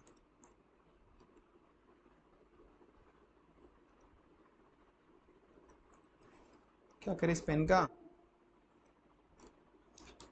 सॉरी फॉर डिस्टरबेंस बच्चों, क्या करूँ इस पेन का, चल नहीं रहा सही से आज। इनकम रिकॉग्नाइजेशन, चलो कोई गवर्नमेंट गारंटी एडवांस है, अगर वो हो गई एनपीए हो गई, गवर्नमेंट ने गारंटी दे रखी थी उस एडवांस की, वो एडवांस वो भी एनपीए हो गया, वो एनपीए हो गया, सीधी बात है, गवर्नमेंट ने गारंटी दी थी पर वो एनपीए हो गया, तो गवर्नमेंट पैसा देगी, सीधी बात है, अपन को पता है। तो उसमें क्या होगा कि अगर गवर्नमेंट गारंटी एडवांस के अंदर सेंट्रल गवर्नमेंट ने अगर गारंटी दे रखी है, central government not state government, ध्यान रखना, सेंट्रल गवर्नमेंट में अगर गारंटी दे रखी है तो वो एनपीए हो गया, तो भी उसका क्लासिफिकेशन एनपीए नहीं करेंगे, तो भी उसका क्लासिफिकेशन एनपीए नहीं करेंगे, उसको स्टैंडर्ड असेट ही मानेंगे, अनटिल एंड अनलेस गवर्नमेंट अपनी गारंटी रिवोक कर ले, गवर्नमेंट बोले कि मेरी गारंटी इसके लिए अब लाइबल नहीं है, मैं तो अब इसके लिए गारंटी नहीं मानूंगा, मैं गारंटी नहीं दे रहा है, गारंटी अपनी उठा रहा हूँ वापस इससे, ठीक है ना। तो अनटिल एंड अनलेस ऐसा कुछ हो जाए, जब तक अपन इसकी क्या मानेंगे, तब तक उसको स्टैंडर्ड असेट ही मानेंगे। चल रहा भाई, चला, चलो कुछ टाइम के लिए वापस पेन चला है, चलो। हम्म तो अभी मैं क्या बोल रहा था तुमको, गवर्नमेंट गारंटीड एनपीए, बार बार यार पेन लिंक तोड़ देता अपना। तो गवर्नमेंट गारंटी एडवांस था वो एनपीए हो गया, समझो गवर्नमेंट गारंटी का एडवांस था वो एनपीए हो गया। तो अब उसके दो ट्रीटमेंट क्या होंगे अलग अलग, मतलब एक तो उसका क्लासिफिकेशन देखना है अपन को, एक क्या देखना है उसका क्लासिफिकेशन देखना है कि अगर वो एनपीए हो गया, central government, only central government की बात कर रहा हूँ, गवर्नमेंट मतलब यहाँ पे भी केवल सेंट्रल गवर्नमेंट बोल रहा हूँ, सेंट्रल गवर्नमेंट का अगर गारंटीड है तो क्लासिफिकेशन उनका एनपीए हो गया, तो भी उसको नॉर्मल असेट ही मानेंगे, एनपीए नहीं मानेंगे, अनटिल एंड अनलेस गवर्नमेंट उसकी गारंटी रिवोक कर ले कि नहीं अब मैं इसकी गारंटी नहीं दे रही। पर जो इनकम है, इनकम नहीं, इनकम अपन रिकॉग्नाइज नहीं करेंगे, इनकम तो जब रियलाइज होगी तभी रिकॉग्नाइज करेंगे, इनकम रिकॉग्नाइज करेंगे, मतलब इनकम पे तो जो नॉर्मल एनपीए का ट्रीटमेंट होता है ना, नॉर्मल एनपीए का ट्रीटमेंट भी तो यही होता है कि जब रियलाइज होगी तभी उसको अकाउंट करेंगे, बाकी बुक्स में रिकॉर्ड नहीं करेंगे, वही चलेगी, इनकम पे तो नॉर्मली चलेगा, पर जो क्लासिफिकेशन है ना उसमें थोड़ा अलग ट्रीटमेंट हो रहा है, मतलब एनपीए होने के बाद भी अपन उसको एनपीए नहीं मान रहे हैं, ठीक है ना। पर यही चीज अगर स्टेट गवर्नमेंट ने गारंटी दी होती तो स्टेट गवर्नमेंट की कोई इज्जत नहीं है, स्टेट गवर्नमेंट ने दी होगी तो भी कुछ नहीं मानेंगे, जो नॉर्मल एडवांस की जो नॉर्मल एनपीए का ट्रीटमेंट होता है वही मानेंगे उसके अंदर, तो ठीक है ना। तो इनकम की क्या ट्रीटमेंट होगी, income not be taken to income unless realise नहीं, जब तक नहीं मानेंगे। असेट क्लासिफिकेशन में अगर सेंट्रल गवर्नमेंट का एनपीए तभी मानेंगे जब गवर्नमेंट रेप्यूटेड कर दे गारंटी, ठीक है, बाकी इनकम तो रिसीव बेसिस पे ही मानेंगे, स्टेट गवर्नमेंट में ये एक्सेप्शन नहीं है, स्टेट गवर्नमेंट में एनपीए मानेंगे ही मानेंगे, ठीक है ना।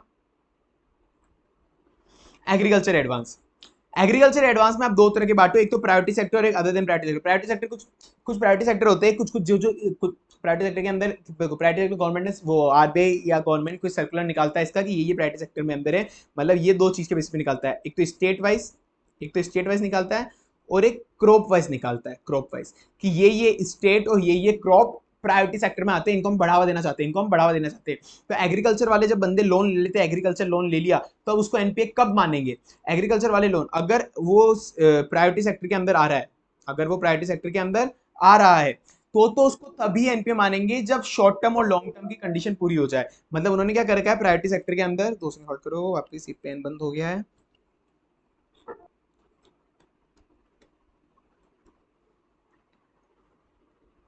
प्रायोरिटी सेक्टर के अंदर अगर वो आ रहा है तो उसको एनपी अपन नॉर्मल रूल नहीं लगेगा। उस पर क्या होता है आजकल प्रायोरिटी सेक्टर का, जैसे ये पुराना रूल है, अभी नए के अंदर भी अभी यही है, पर आईसीआई ने ये हटा दिया। जैसे जस्ट फॉर नॉलेज में बताया था उनको, इससे इजीली समझ में आएगा कि अगर वो प्रायोरिटी सेक्टर के अंदर आ रहा है, ये अभी मत लिख के आना एग्जाम में, अब आईसीआई ने अपने मॉड्यूल से हटा दिया है कि अगर शॉर्ट टर्म क्रॉप है, शॉर्ट टर्म क्रॉप तुमने पढ़ा होगा बचपन के अंदर, कुछ 2-3 तरह की फसल होती है, कुछ अलग अलग तरह की क्रॉप होती है, मुझे याद नहीं है।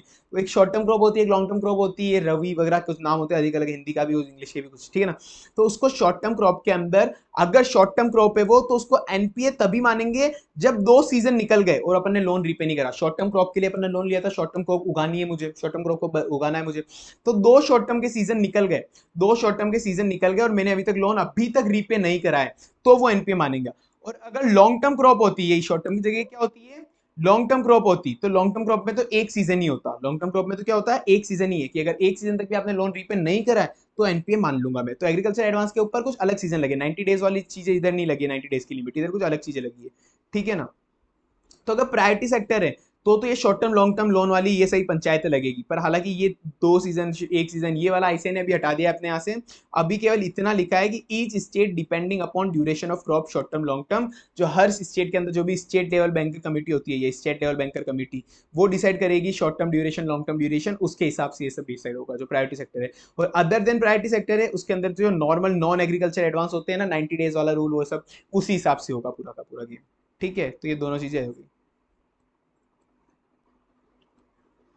अब restructure of advance, advance restructuring समझते हो? कभी भी कोई फाइनेंशियल डिफिकल्टी आ रही है बंदे को, सामने वाले बंदे ने लोन लिया, उसको फाइनेंशियल डिफिकल्टी आ रही है कि उसको अब इतना पैसा नहीं है उसके पास, जैसे 500 लाख का उसने 5 करोड़ का लोन लिया था उसने, 5 करोड़ का लोन, अब उसके पास 5 करोड़ पैसा है नहीं, वो मना कर रहा है बैंक को, उसने हाथ खड़े कर दिया कि 5 करोड़ का लोन मैं नहीं चुका सकता, आपकी मर्जी हो तो अब हमारा कंपनी धंधा बेच दो, जो करना हो कर लो, मैं तो नहीं चुका सकता। तो भाई बैंक वाले भी देखेंगे बिना वाले इतना लोचा लोचा क्यों करना, तो क्या करते हैं बैंक वाले, वो बोलते हैं कि 5 करोड़ का लोन की जगह हम आपको सेटलमेंट करके रिस्ट्रक्चर करके उसको 3 करोड़ का लोन बता रहे हैं, 3 करोड़ चुका दो। या फिर वो सेटलमेंट कर देंगे कि पहले हमने आपको दिए थे 5 साल चुकाने के लिए, 5 ईयर दिए थे, अब हम आपको 10 ईयर दे रहे हैं कि 10 ईयर के अंदर चुका देना। पहले हम इंटरेस्ट रेट 5% दे रहे थे, हम आपको 3% इंटरेस्ट रेट पे ये लोन आगे कंटिन्यू कर रहे हैं। तो ऐसा कुछ भी रिस्ट्रक्चरिंग हुई है टर्म एंड कंडीशन के अंदर, कोई भी ऐसी रिस्ट्रक्चरिंग हुई है तो उसको कहते हैं रिस्ट्रक्चर ऑफ लोन, ठीक है ना। अल्टरेशन या तो अमाउंट में हुआ है, टर्म ऑफ कंडीशन में हुआ ये।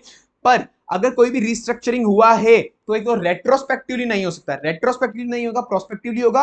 फर्दर कभी भी वो स्टैंडर्ड सेट नहीं कहलाएगा, वो सब स्टैंडर्ड सेट कहलाएगा। स्टैंडर्ड सब स्टैंडर्ड समझते होंगे ना, स्टैंडर्ड मतलब बिल्कुल अच्छा अकाउंट जिसमें आज तक डिफॉल्ट नहीं हुआ, सब स्टैंडर्ड अप टू 90 डेज वाला कुछ एक रूल होता है, वो अलग अलग बैंक का अलग अलग, एनबीएफसी क्या है उसका सबका अलग अलग होता है वो, ठीक है फिलहाल रूल, पर उसको सब स्टैंडर्ड कहलाएगा। वो कैटेगरी उसकी स्टैंडर्ड से सब स्टैंडर्ड गिर गई, मतलब उसकी कैटेगरी थोड़ी गिर गई, नजरों के सामने से गिर गया ना भाई, बंदा डिफॉल्ट कर चुका है, एक बार गिर गया नजरों के सामने से, ठीक है। Upgradation of account, upgradation of account NPS standard category में चले गया, एनपीएस स्टैंडर्ड कैटेगरी में किसी जाएगा, उसने पेमेंट कर दिया बंदे ने, पहले एनपीए था अकाउंट, उस बंदे ने पेमेंट कर दिया, वो स्टैंडर्ड कैटेगरी में आ गया।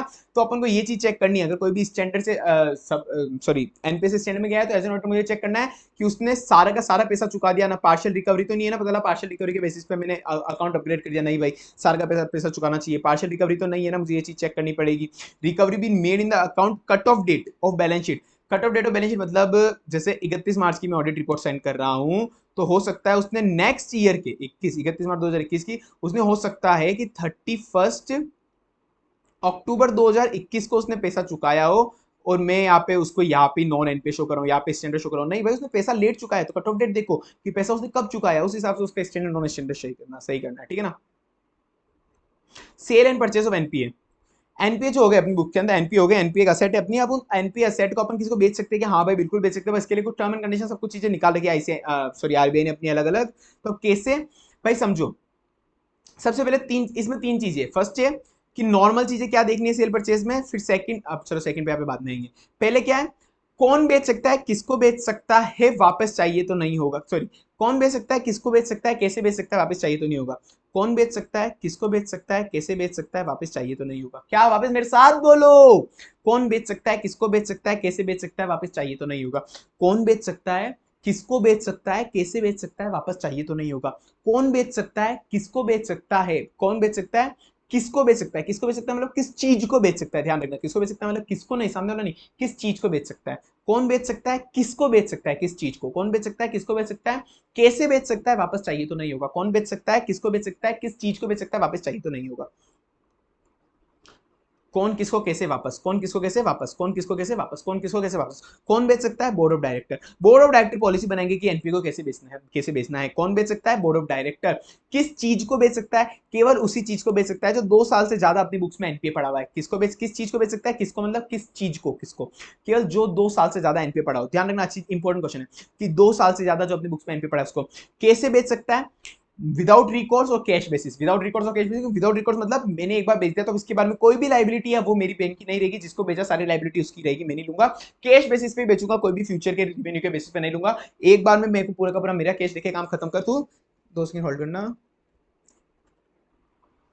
एक्चुअली नीचे पानी की बोतल पड़ी थी वो गिर गई मेरे लिए, जल्दी से पेड़ लग गया था, चलो छोड़ो, कौन बेच सकता है, किसको बेच सकता है, कैसे बेच सकता है, वापस चाहिए तो नहीं होगा, कौन बेच सकता है, बोर्ड ऑफ डायरेक्टर बेच सकता है, किस चीज को बेच सकता है जो 2 साल से ज्यादा एनपी पड़ा हो अपने पास में, कैसे बेच सकता है, विदाउट रिकॉर्ड और कैश बेसिस पे, मेरी कोई भी लाइबिलिटी नहीं होगी, विदाउट रिकॉर्ड कैश बेसिस पे, वापस चाहिए तो नहीं होगा, मतलब एक बार बेचा हुआ एनपीए पर वापस खरीद नहीं पाएंगे, एक बार बेचा हुआ एनपीए वापस अपन खरीद नहीं पाएंगे, not purchase the NPA which is already sold, originally sold, ठीक है ना, तो कौन बेच सकता है, किसको बेच सकता है, कैसे बेच सकता है, वापस चाहिए तो नहीं होगा। अब वापस आएगा तो जनरल कंडीशन, जनरल चीजें क्या चेक करनी है ऑडिटर को, अब जो सेलर का एडिटर ऑडिटर है उसको, जो एनपीए बेच रहा है उसका ऑडिटर क्या चेक करेगा, और जो परचेजर का एनपीए वो क्या चेक करेगा, सेलर का एनपीए सीधी बात है वो चेक करेगा, रिमूव करो, पीएनएल में सही ट्रीटमेंट करो, रिमूव करो पीएनएल में सही ट्रीटमेंट करो, बुक से गया ना भाई, अब उसको बुक से भी निकालो, असली में गया बुक से भी निकालो और पीएनएल में सही ट्रीटमेंट करो, रिमूव करो पीएनएल में सही ट्रीटमेंट करो, रिमूव करो पीएनएल में सही ट्रीटमेंट करो, रिमूव करो मतलब remove from the books, PNL में सही ट्रीटमेंट करो मतलब अगर कोई भी लॉस हुआ एनपीए उसको बेचने में, बुक्स के अंदर जो प्राइस थी वो थी 5 लाख, बेचा मैंने 2 लाख पे, तो 3 लाख का जो लॉस हुआ उसको पीएनएल में डालो,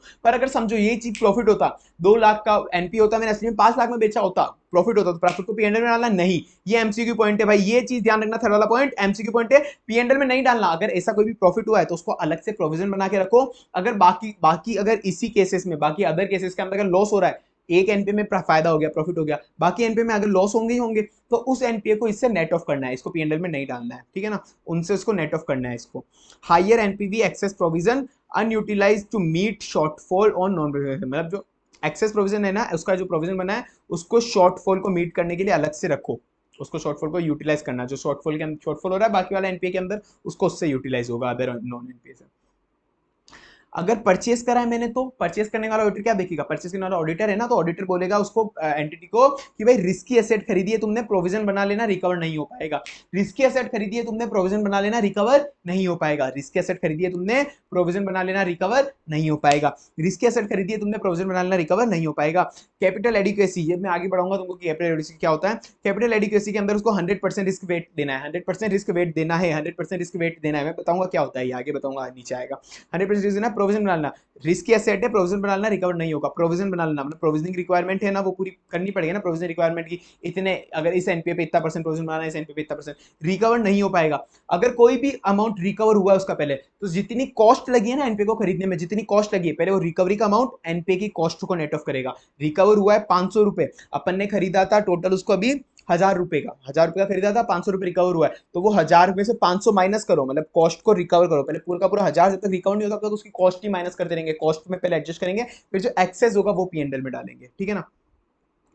चलो, इसके सेट खरीदे उनने, प्रोविजन बनाना, रिकवर नहीं होगा, ठीक है, याद हो गया होगा, आई होप, इंपॉर्टेंट क्वेश्चन था इसलिए इसको टाइम दिया अपन ने, ये पढ़ लेना, ये क्वेश्चन दे रखा है, NP on government guaranteed advance ऊपर कवर हो गया, advance given for agriculture purpose ऊपर कवर हो गया, ad hoc limit not review in 180 days ऊपर कवर हो गया, ऊपर नोट्स में सब कुछ दे रखा है इसलिए मैंने यहाँ पे वापस एक्स्ट्रा आंसर नहीं लिखा।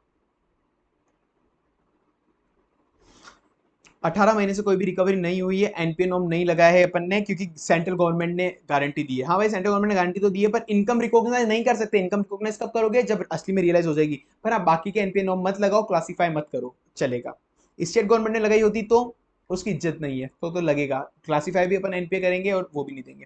लोन अगेंस्ट एलआईसी, एलआईसी के अगर लोन दिया हो तो अपन ने क्या क्या चीजें चेक करेंगे, अगर मैंने एलआईसी के अगेंस्ट लोन दिया है तो मैं चेक करूंगा कि जो एलआईसी की पॉलिसी है वो बैंक पे, पहले तो देखूंगा एलआईसी का कितना बड़ा अमाउंट है, एलआईसी का अमाउंट कितना है, लोन मैंने 1 लाख का दिया है तो एलआईसी कम से कम 1 लाख से ऊपर की तो होनी चाहिए ना, तो सबसे पहले क्या देखूंगा एलआईसी की सरेंडर वैल्यू क्या है, एलआईसी की सरेंडर वैल्यू क्या है। वैसे इसका असली मतलब है कि एलआईसी की सरेंडर वैल्यू कोई प्रीमियम तो देना है ना, सरेंडर करते हो मुझे कोई प्रीमियम पे करना है ऐसा तो नहीं है ना। पर मैं यहाँ पे क्या देखूंगा, सबसे पहले सर्टिफिकेट सरेंडर वैल्यू देखूंगा, सबसे पहले क्या देखूंगा एलआईसी की सरेंडर वैल्यू क्या है। फिर वो जो सरेंडर वैल्यू है उसको मैं बोलूंगा कि ये जो एलआईसी की थी पॉलिसी वो मेरे नाम करा ले, बैंक को बोलूंगा मेरे नाम करवा पहले, मैंने सामने वाले कस्टमर को बोलूंगा ये मेरे बैंक के नाम करवा पहले। सरेंडर वैल्यू क्या है, ये मेरे बैंक के नाम करा दे, और इसका कोई प्रीमियम ड्यू तो नहीं है ना, पता चला लोन भी ले जा रहा है और एलआईसी का प्रीमियम भी हम ही भरते रह लेते एलआईसी का, ऐसा तो नहीं है ना।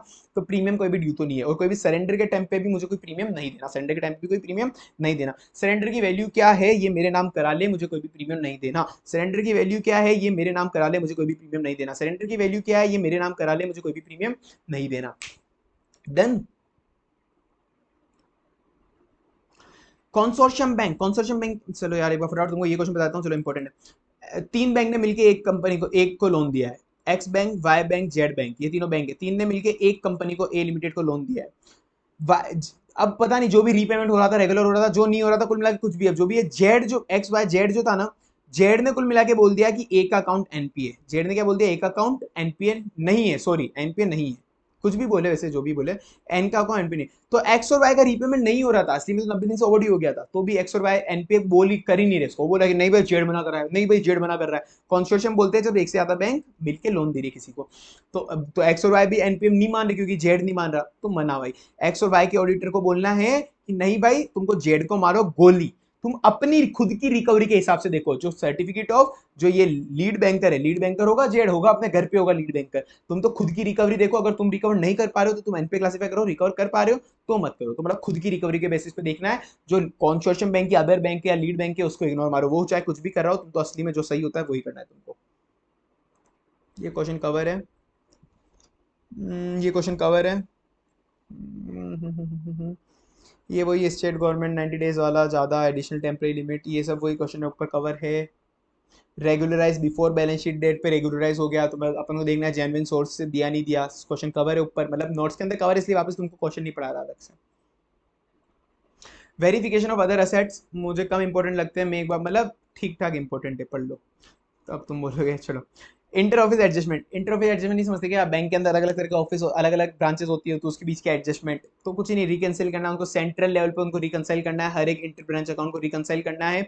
कोई भी आउटस्टैंडिंग एंट्री है तो कितनी आउटस्टैंडिंग एंट्री है, कितने अमाउंट की आउटस्टैंडिंग एंट्री है, कोई भी डिस्क्रिपेंसी है तो उसको प्रॉपर्ली डील कराया नहीं करा। नॉर्मल है, इसको मैं जल्दी उड़ा रहा हूँ, मुझे नहीं जमता ये वाला, मतलब इतना इंपॉर्टेंट मुझे नहीं लगता, तुम तो पढ़ के जाना भाई, तुम्हारा एग्जाम है, सीधी बात है। ठीक है, हाँ ये मुझे फिर भी ठीक लगता है। Non banking asset acquire in satisfaction of claim, घर के बदले किसी ने लोन लिया था मुझसे, उसने मेरा लोन रीपे नहीं करा पाया, तो मैं एक गंदा बैंक था, प्राइवेट बैंक बहुत गंदा था, मैंने उसका घर ही हड़प लिया, कितना गंदा होता है, घर ही हड़प लिया बेचारे का, तो उसका घर हड़प लिया। तो मैं जो घर लिया है तो क्या मैं उसको क्या करूंगा, उसका मैं घर लिया तो उसको बेचूंगा, मेरे को तो मेरे पैसे रिकवर करने हैं। तो जो भी एसी कोई असेट लिए तो these are being held for intention of dispose of करने के इंटेंशन में होनी चाहिए, और तुमने अगर घर हड़पा है तो उसकी कोई डॉक्यूमेंट्री एविडेंस भी होने चाहिए तुम्हारे पास टर्म एंड कंडीशन में लिखा होना चाहिए कि अगर तुमने लोन रीपे नहीं करा तो मैं ये घर हड़प लूंगा, या फिर कोर्ट का फाइनल सेटलमेंट हुआ तो कोर्ट का ऑर्डर होगा कि ये घर कोर्ट के बैंक के नाम हो गया, ये चीज होनी चाहिए, डॉक्यूमेंट्री एविडेंस तुम्हारे पास होना चाहिए इस चीज का, घर हड़प रहे हो तो ऐसा तो है ना कि तुम घर हड़प लिया आप उसको बता भी नहीं रहे, कोई एविडेंस भी नहीं तुम्हारे पास, ठीक है ना।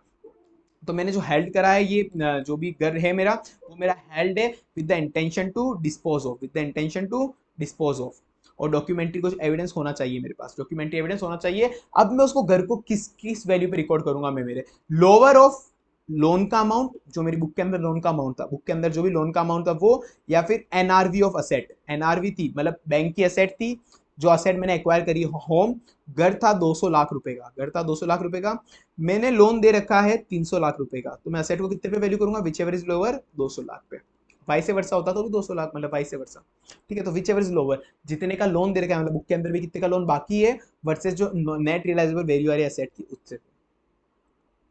वेरिफिकेशन ऑफ कैपिटल असेट,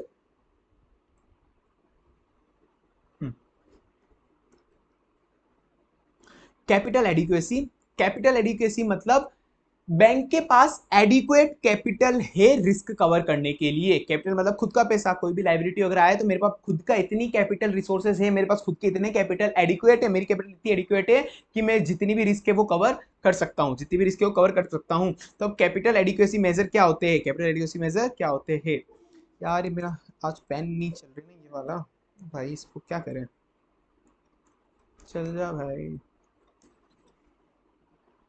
हम्म। तो कैपिटल एडिक्वेसी मेजर होता है दो तरह की, एक तो टायर वन कैपिटल, दो तरह की कैपिटल होती है, एक टायर वन कैपिटल और एक tyre two capital. Tyre one capital एक तरह से होती है अच्छी कैपिटल, जो रिस्क लॉस को ज्यादा कवर कर सकती है, लॉस कोई भी लॉस होगा तो उसको ज्यादा कवर कर सकती है।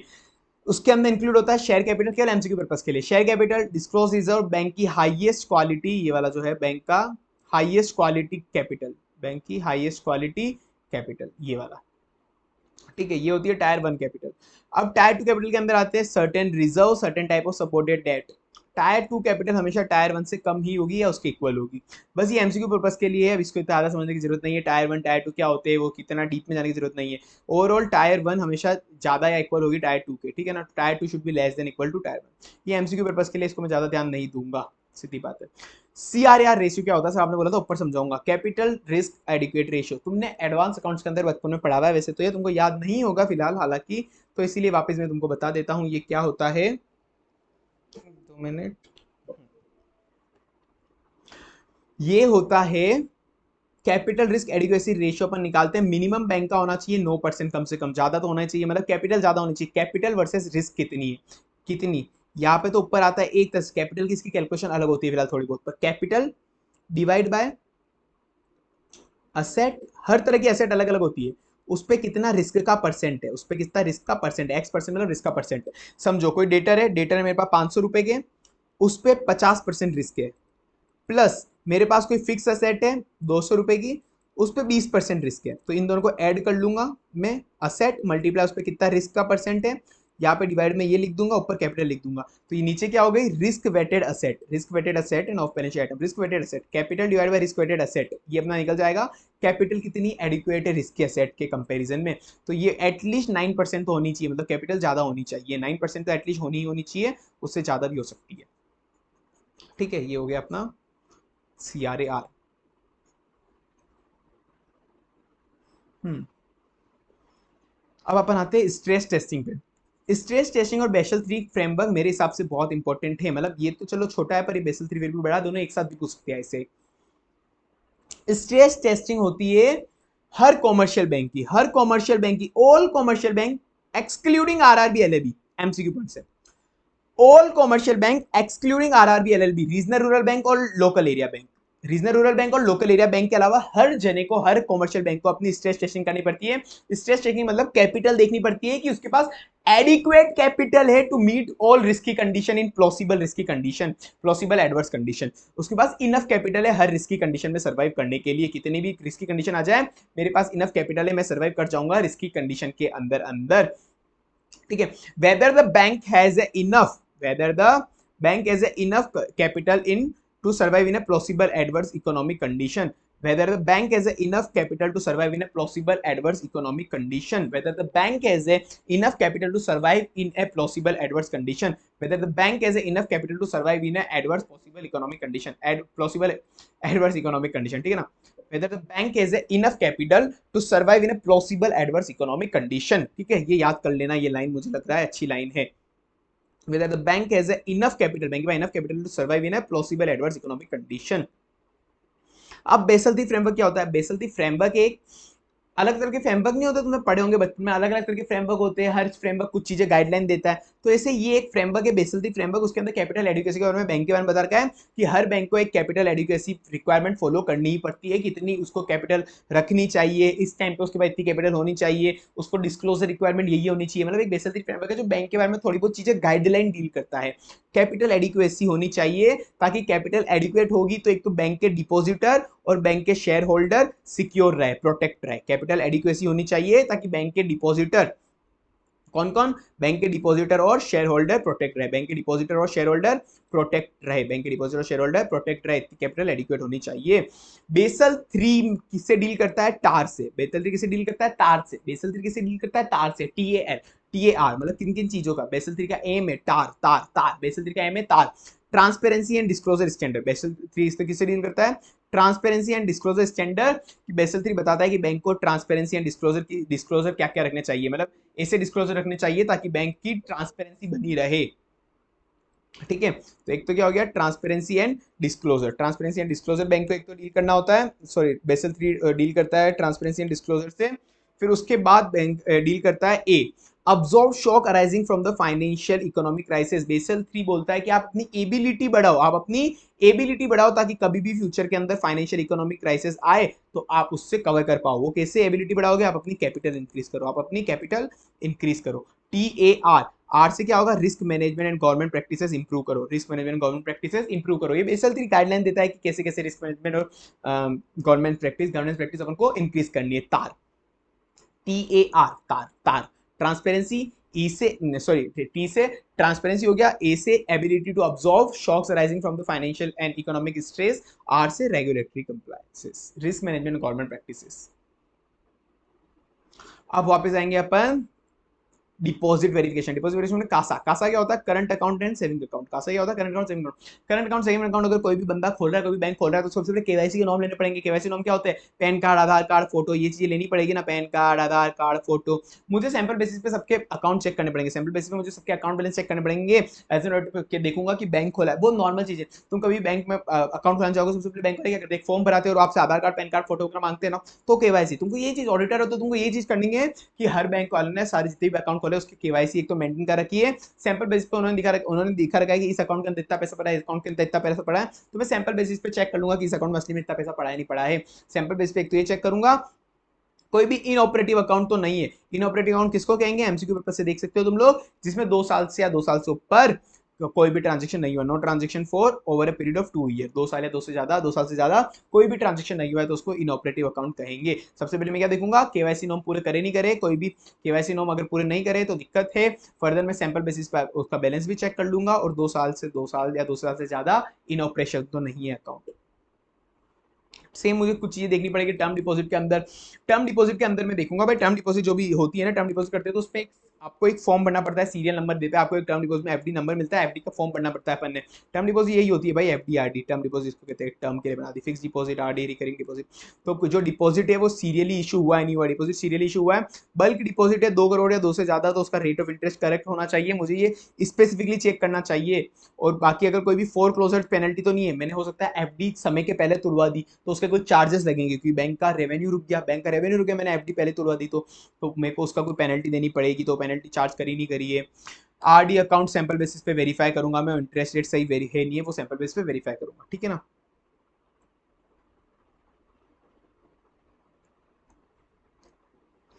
ये चीज देखो, ये दोनों चीजें वैसे तो सेम है, पर आईसीआई आईसीआई जाने, पता नहीं, चलो ठीक है।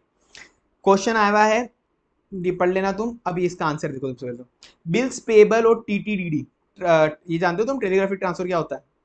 जैसे डिमांड ड्राफ्ट जानते होंगे ना, डिमांड ड्राफ्ट होता है, चेक होता है, वैसे एक टीटीबी होता है, टेलीग्राफिक ट्रांसफर। ये भी सेम एक तरह से फॉर्म होता है, जैसे दूसरों पे इशू करने के लिए टेलीग्राफिक ट्रांसफर, पैसे ट्रांसफर करने के लिए होता है। तो अब इसको कैसे चेक करना है? तो भाई डीडी वगैरह इन सबका एक स्पेसिफिक फॉर्म होता है, स्टैंडर्ड फॉर्म होता है, तुमको पता होगा। अगर डीडी वगैरह दिया तो डीडी का एक चेक जैसा फॉर्म होता है, तुमको पहले एक फॉर्म भर के देना पड़ेगा, वो स्टैंडर्ड फॉर्म। फिर उसका एक डीडी का भी एक स्पेसिफिक फॉर्मेट होता है, वो डीडी उस पर इशू होगा, चेक जैसा दिखता है, चेक भी प्रिंट होता है मतलब वो तो डीडी का एक स्पेशल फॉर्म होता है। तो डीडी एक स्टैंडर्ड प्रिंट आउट होना चाहिए, जिसपे ऊपर प्राइवेट कोड भी लिखे हुए होते हैं। हर एक डीडी के फॉर्म का एक कोड होता है अलग से, हर एक डीडी का एक फॉर्म का एक कोड होता है। तो जो एक फॉर्म है ना, सबसे पहले फॉर्म की चीज होनी चाहिए। दोनों फॉर्म पे देखो कि फॉर्म जो होता है ना, फॉर्म जो डीडी का फॉर्म है, उसके फॉर्म के रिलेटेड 3 चीजें हो गई। एक तो फॉर्म स्टैंडर्ड प्रिंट आउट होना चाहिए, स्टैंडर्ड फॉर्म होना चाहिए, स्टैंडर्ड फॉर्म होना चाहिए, उस पर कोड लिखा हुआ होना चाहिए। ये फॉर्म है, वहाँ पे एक स्टैंडर्ड कोड लिखा हुआ होता है, इसका मतलब अलग होता है। प्राइवेट कोड लिखा हुआ है ना, इसका मतलब अलग होता है। मैं तुमको याद करा दूँ, ये प्रिंट आउट होता है कोड, वे फॉर्म है, स्टैंडर्ड प्रिंट आउट होना चाहिए इसका, इस पे कोड लिखा हुआ होना चाहिए। जो फॉर्म है ना, फॉर्म है फिर डीडी वगैरह है, वो एक जो रेगुलर रिस्पॉन्सिबल ऑफिसर है ना, वो ही अपने हाथ में हैंडल करे, हर कोई उसको हैंडल नहीं करे, हर कोई उसको हैंडल ना करे। तो फॉर्म जो है उस पर कोड भी होना चाहिए, और इसका जो फॉर्म है उस पर एक कंट्रोल होना चाहिए। अनयूज्ड फॉर्म पे पता चला हर कहीं बिखरे हुए पड़े, कोई भी उठा के ले जा रहा है, ऐसा नहीं होना चाहिए। तो क्या है, 3 चीज याद हो गई। स्टैंडर्ड फॉर्मेट होना चाहिए, अनयूज फॉर्म रिस्पॉन्सिबल ऑफिसर के पास होना चाहिए, अनयूज फॉर्म रिस्पॉन्सिबल ऑफिसर के पास होना चाहिए, उस पर एक प्राइवेट कोड लिखा हुआ होना चाहिए, ठीक है। अब सिग्नेचर देखने अपन को डीडी के ऊपर, डीडी के ऊपर सिग्नेचर देखने की मैच हो रहे नहीं हो रहे, ऑफिसर चेक करेगा उसको, ठीक है ना। और एक और देखने की, जैसे अपन ने डीडी इशू करा, दूसरा बैंक का ब्रांच है, तो वो उसको पेमेंट के लिए लाइबल हो जाएगा या खुद है, तो वो उसको एडवाइस से कंफर्म करेंगे, जिस भी ब्रांच में अपन इशू करें ना, जिस भी ब्रांच के लिए अपन, जिसके पास पैसा जाएगा, जिससे पैसा कटेगा, तो उससे कि भाई आपकी ब्रांच से पैसा कट रहा है, आपको कोई दिक्कत तो नहीं है ना, आपने वो डीडी इशू कराया था ना, वो चीज है। TTODD सेम जो ऊपर था, अब ICAI ने अलग अलग दे दिया, पता नहीं, ठीक है। ऊपर बिल्स पेपर था, यहाँ पे TTDD है, एक ही तरह की चीजें है ये। रिलायबल प्राइवेट को होना चाहिए, सिग्नेचर चेक करना है, इमीडिएटली कंफर्म करना है, एडवाइस से मैंने बोला सामने वाले को, प्रॉपर कंफर्मेशन है कि ये नई ब्रांच है, ये नई चीज है। अगर प्रॉपर कंफर्मेशन नहीं आया, मतलब एडवाइस से अपन को कंफर्म करना है ना, अगर प्रॉपर कंफर्मेशन नहीं आया तो अलग से स्टेप्स उठानी है अपन को, ठीक है। क्वेश्चन आया नहीं है आज तक, फिर भी इतना ध्यान दे रहा हूं मैं, चलो तुम भी देना, इतना ध्यान अपन ने दिया ही है तो आगे भी दो। अब ये disclosure requirement of contingent liability, bank के अंदर कंटिंजेंट लायबिलिटी कौन कौन सी होती है, क्या क्या अपन को डिस्क्लोजर करनी पड़ेगी। तो अब इसकी ट्रिक है, ओ सीपीए की गर्लफ्रेंड, सीपीए मतलब जानते हो यूएस सीपीए वगैरह होते हैं, जो फॉरेन के सीपीए वगैरह होते हैं। अपन एक चार्टर्ड अकाउंटेंट है, अपन अपनी इज्जत ज्यादा करेंगे, सीधी वो भी रिस्पेक्टेबल प्रोफेशन है, पर अपन एक बार याद करने के लिए उनकी इज्जत कम रखेंगे। कोई सीपीए की गर्लफ्रेंड है, अपन वो रास्ते में जा रहे हैं उसको चिढ़ा रहे, ओ सीपीए की गर्लफ्रेंड तेरा बॉयफ्रेंड तो कंटिंजेंट लायबिलिटी है, वो उसकी जॉब लगे नहीं लगे इंडिया में क्या भरोसा, वो कभी भी तेरे को छोड़ के फॉरेन चले जाएगा, वो तो सीपीए है, वो तो फॉरेन चले जाएगा, वो ओ सीपीए की गर्लफ्रेंड तेरा बॉयफ्रेंड तो कंटिंजेंट लायबिलिटी है, ओ सीपीए की गर्लफ्रेंड तेरा बॉयफ्रेंड तो कंटिंजेंट लायबिलिटी है, ओ सीपीए की गर्लफ्रेंड, ओ सीपीए की गर्लफ्रेंड, ओ सीपीए की गर्लफ्रेंड तेरा बॉयफ्रेंड तो कंटिंजेंट लायबिलिटी है। ओ मतलब other item for which bank is contingently liable, claim against the bank not acknowledge debt, claim against the bank not acknowledge debt, मेरे against claim तो है पर मैं अभी तक डेट उनको एक्नॉलेज नहीं कर रहा हूँ। पार्टली पेड इन्वेस्टमेंट, मेरी लायबिलिटी है और पे करना पड़ेगा। एक्सेप्टेंस, इंडोर्समेंट, अदर ऑब्लिगेशन, ये जो बिल्स पेबल वगैरह ये सब होते हैं, acceptance. Guarantee given by bank on behalf of customer, constituent मतलब customer, guarantee given by bank on behalf of customer. liability on account of foreign exchange contract, foreign exchange contract, o से other item for which bank is continually liable, o CPA claim against the bank not acknowledge the debt, p से o CPA partly paid up investment, a से endorsement acceptance endorsement, o CPA की GF, G से guarantee, f से forward exchange contract, ठीक है। अब audit procedure for contingent liability, contingent liability तुम कैसे चेक करोगे as an auditor, as an auditor में कंटिंजेंट लायबिलिटी कैसे चेक करूंगा, सबसे पहले मुझे देखना है भाई, जो मैंने बोला था कंटिंजेंट लायबिलिटी, एक मैंने तुमको बताया था एडॉक लिमिट थी, एक एडॉक लिमिट जो केवल रिलायबल कस्टमर को देते थे, रिलायंस को दी थी। तो भाई अगर कोई भी एडॉक लिमिट दी है, अगर तुम कोई भी एडॉक लिमिट दे रहे हो, तो वो ad hoc limit only regular customer, जो क्रेडिट वर्थिनेस कस्टमर, जो बिल्कुल रेगुलर वाले अकाउंट वाले बंदे हैं, उन्हीं को दे रहे हैं, उन्हीं को देनी चाहिए। अगर किसी और को, उनके अलावा किसी और को दी, तो उनका क्रेडिट वर्थिनेस और फाइनेंशियल पोजीशन पहले देख लेना कि वो स्ट्रॉन्ग है, उनके रेगुलर कस्टमर के अलावा किसी और को दे रहे हो तो उनकी पहले क्रेडिट वर्थिनेस और फाइनेंशियल पोजीशन देख लेना कि वो स्ट्रॉन्ग है। तो ये तो होगी देने की बारी। अब उसके बाद कंटिंजेंट लायबिलिटी कितनी तरह की होती है, मैंने दो भी पढ़ी है बचपन से, एलसीबीजी, एलसीबीजी मैंने क्या पढ़ी है, LCBG, letter of credit, letter of comfort और bank guarantee, letter of credit, letter of comfort, bank guarantee. तो ये जितनी भी ऊपर की कंटिंजेंट लायबिलिटी है, मेरे पास ऐसा अकाउंटिंग सिस्टम होना चाहिए जो प्रॉपर्ली कंप्लीट तरीके से रिकॉर्ड हो जाए, प्रेजेंटेशन डिस्क्लोजर भी कंप्लीट तरीके से हो जाए, ऐसा अकाउंटिंग सिस्टम होना चाहिए, ठीक है। कोई दिक्कत जो मैंने समझाया सीक्वेंस में, कोई दिक्कत नहीं है ना, मुझे पता नहीं है, याद हो गया होगा, ठीक है। चलो, ad hoc credit facility only regular customer को देनी चाहिए, अदर देन रेगुलर कस्टमर को अगर आप दे रहे हो तो देख लो कि उसकी फाइनेंशियल पोजीशन कैसी है। मैंने बचपन से दो ही चीजें पढ़ी है, LCBG, letter of credit, comfort letter, मतलब लेटर ऑफ कंफर्ट और गारंटी। लेटर ऑफ कंफर्ट जो इंपोर्ट ऑफ गुड्स पे देते हैं, इंपोर्ट ऑफ गुड्स के लेटर ऑफ कंफर्ट होता है, ओवरसीज सप्लायर को देते हैं। तो ओवरसीज सप्लायर को तभी पेमेंट देंगे जब अपन को डॉक्यूमेंट मिल जाएंगे, गुड्स के डॉक्यूमेंट जब अपन को मिल जाएंगे तभी अपन उसका पेमेंट रिलीज करेंगे। कंफर्ट लेटर तुम जानते हो, लेटर ऑफ कंफर्ट, उसकी कंटिंजेंट लायबिलिटी में उसका डिस्क्लोजर करना है। गारंटी होती है, अलग अलग तरह की गारंटी होती है वो। उसके बाद मेरे पास अकाउंटिंग सिस्टम होना चाहिए जो सारे आइडेंटिफाई कर ले, ऊपर के जितने भी कंटिजेंट लायबिलिटीज को आइडेंटिफाई रिकॉर्ड कर ले कंप्लीट तरीके से, मतलब कंप्लीटनेस ऑफ रिकॉर्डेड ऑब्लिगेशन, ठीक है। चैप्टर खत्म होने में अपना audit procedure for claim against the bank not acknowledges debt, claim against the bank not acknowledges debt, claim हो गया मेरे अगेंस्ट पर मैं अब तक उसको डेट एक्नॉलेज नहीं कर रहा हूं। क्यों नहीं कर रहा हूं भाई, जब किसी बंदे ने मेरे पे क्लेम कर दिया तो मैं उसको डेट एक्नॉलेज क्यों नहीं कर रहा हूं, तो मुझे वही देखना है। आउटस्टैंडिंग लास्ट डेट पे जो आउटस्टैंडिंग है क्लेम, जो मैं एक्नॉलेज नहीं कर रहा हूं, तो वो लास्ट डेट पे आउटस्टैंडिंग है, उसका स्टेटस क्या है, मैं उसको एक्नॉलेज क्यों नहीं कर रहा हूं डेट, क्या मैंने वकील से एडवाइस ली है क्या कि हाँ भाई वकील बोल रहा है कि हाँ ये केस तो अपन जीतेंगे, तुमको लायबिलिटी मानने की जरूरत नहीं है, ये अपन क्यों कर रहे हैं साहब, अपन ने अभी तक उसको डेट एक्नॉलेज क्यों नहीं करा अभी तक अपन ने लास्ट डेट पे आउटस्टैंडिंग अमाउंट देखा कि आउटस्टैंडिंग अमाउंट कितने हैं, फिर मैंने वकील से लॉयर की एडवाइस वगैरह पूछी, लॉयर ने मना कर दिया कि मत रिकॉर्ड करना, पर मैं सब्सिक्वेंट इवेंट भी देखूंगा। बैलेंस शीट 31 मार्च को कंप्लीट हो गई, पर 31 मई को वो साइन हुई है, सब्सिक्वेंट इवेंट भी चेक करने पड़ेंगे, सब्सिक्वेंट इवेंट में पता ऐसी कोई चीज हुई हो जिससे मैं केस हारने वाला हूँ, मुझे पता पड़ेगा अब तो मेरी लायबिलिटी है तो मुझे रिकॉर्ड करनी पड़ेगी। या फिर ऐसा है कि उस वक्त कंटिंजेंट लायबिलिटी कोई भी नहीं थी 31 मार्च को, पर उन 31 मई में कोई ऐसी लायबिलिटी हो गई जो कंटिंजेंट लायबिलिटी हो गई, वो भी मुझे देखनी पड़ेगी। और ऐसे ही मेरे को मिनट्स ऑफ बोर्ड भी सब्सिक्वेंटली देखने पड़ेंगे। तो जो भी स्टेटस ऑफ क्लेम क्या है जो आउटस्टैंडिंग है at end of year, at end of year, उन एंड ऑफ ईयर पे जो आउटस्टैंडिंग है अभी तक, उनको मैं क्यों नहीं मान रहा हूँ मेरा डेट, क्यों, मैंने लॉयर से कोई एडवाइस ली है क्या, मैंने कोई लॉयर से एडवाइस ली है क्या? अगर ली है तो भी सब्सिक्वेंट इवेंट भी देखो, 31 मार्च के बाद के सब्सिक्वेंट इवेंट भी देखो, उसके मिनट्स भी पढ़ो, मीटिंग अगर उसके बाद हुई है कोई तो। ठीक है, चलो next.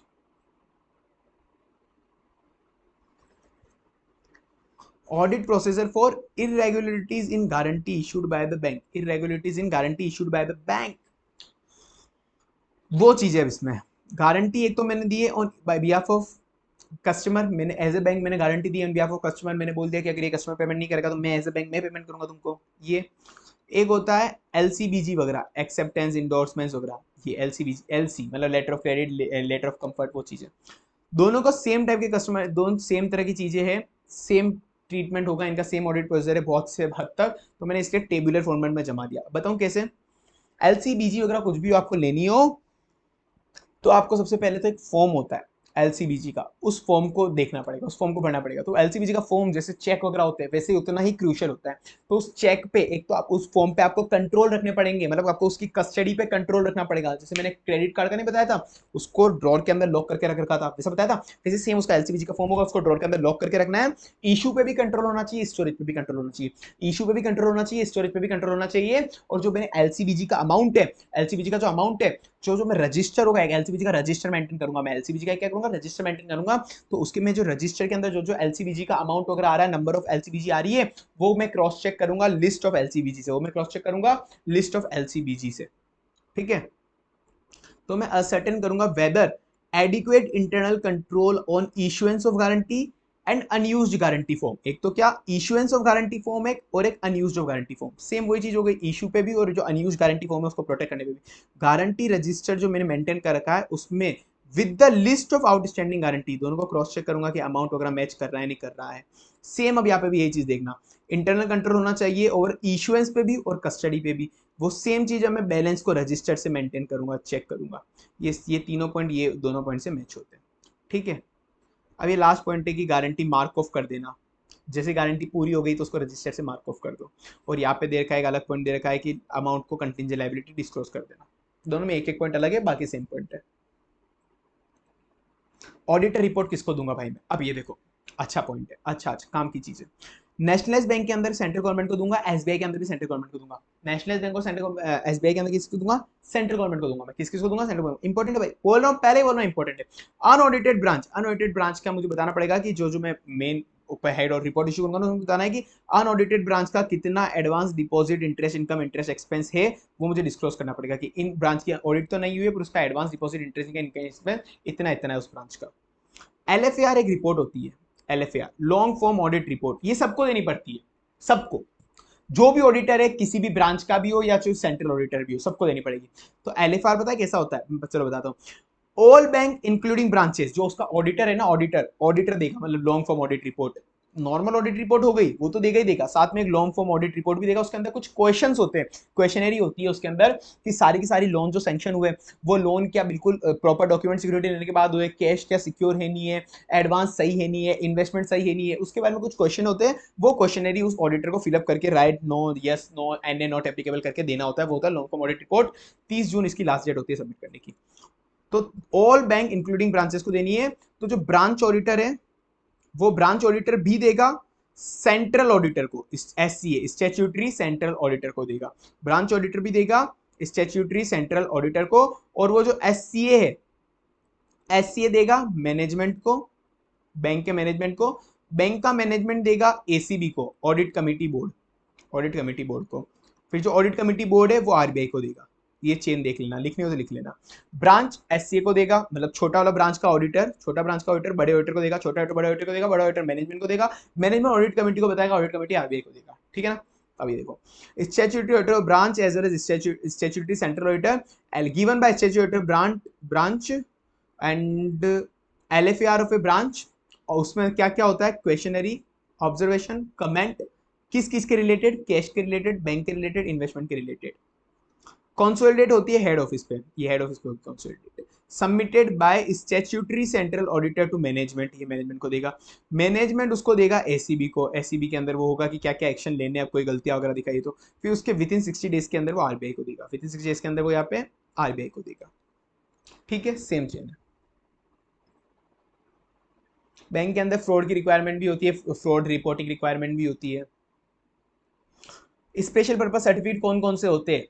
Special purpose certificate bank को, ऑडिटर को, मतलब एक तो ऑडिट रिपोर्ट साइन करनी होती है, ऑडिट रिपोर्ट साइन करने के अलावा उसको कौन कौन से स्पेशल पर्पस सर्टिफिकेट देने होते हैं? एक तो स्पेशल पर्पस सर्टिफिकेट, मतलब ऑडिटर है ना, ऑडिटर को एक तो एलएफआर देनी होगी, नॉर्मल स्टैट्यूटरी ऑडिट रिपोर्ट करनी होगी, उसके अलावा बैंक के ऑडिटर को कुछ कुछ अलग अलग सर्टिफिकेट भी होते हैं जो उसको सर्टिफाई करने होते हैं कि जैसे जो उसकी डीटीएल की कैलकुलेशन है, एसएलआर की कैलकुलेशन है वो सही है, सीआरएआर की कैलकुलेशन सही है, कैपिटल एडिक्वेसी मेंटेन करा है नहीं करा है, वो उसको सर्टिफिकेट साइन करके ये भी देने होते हैं अलग से।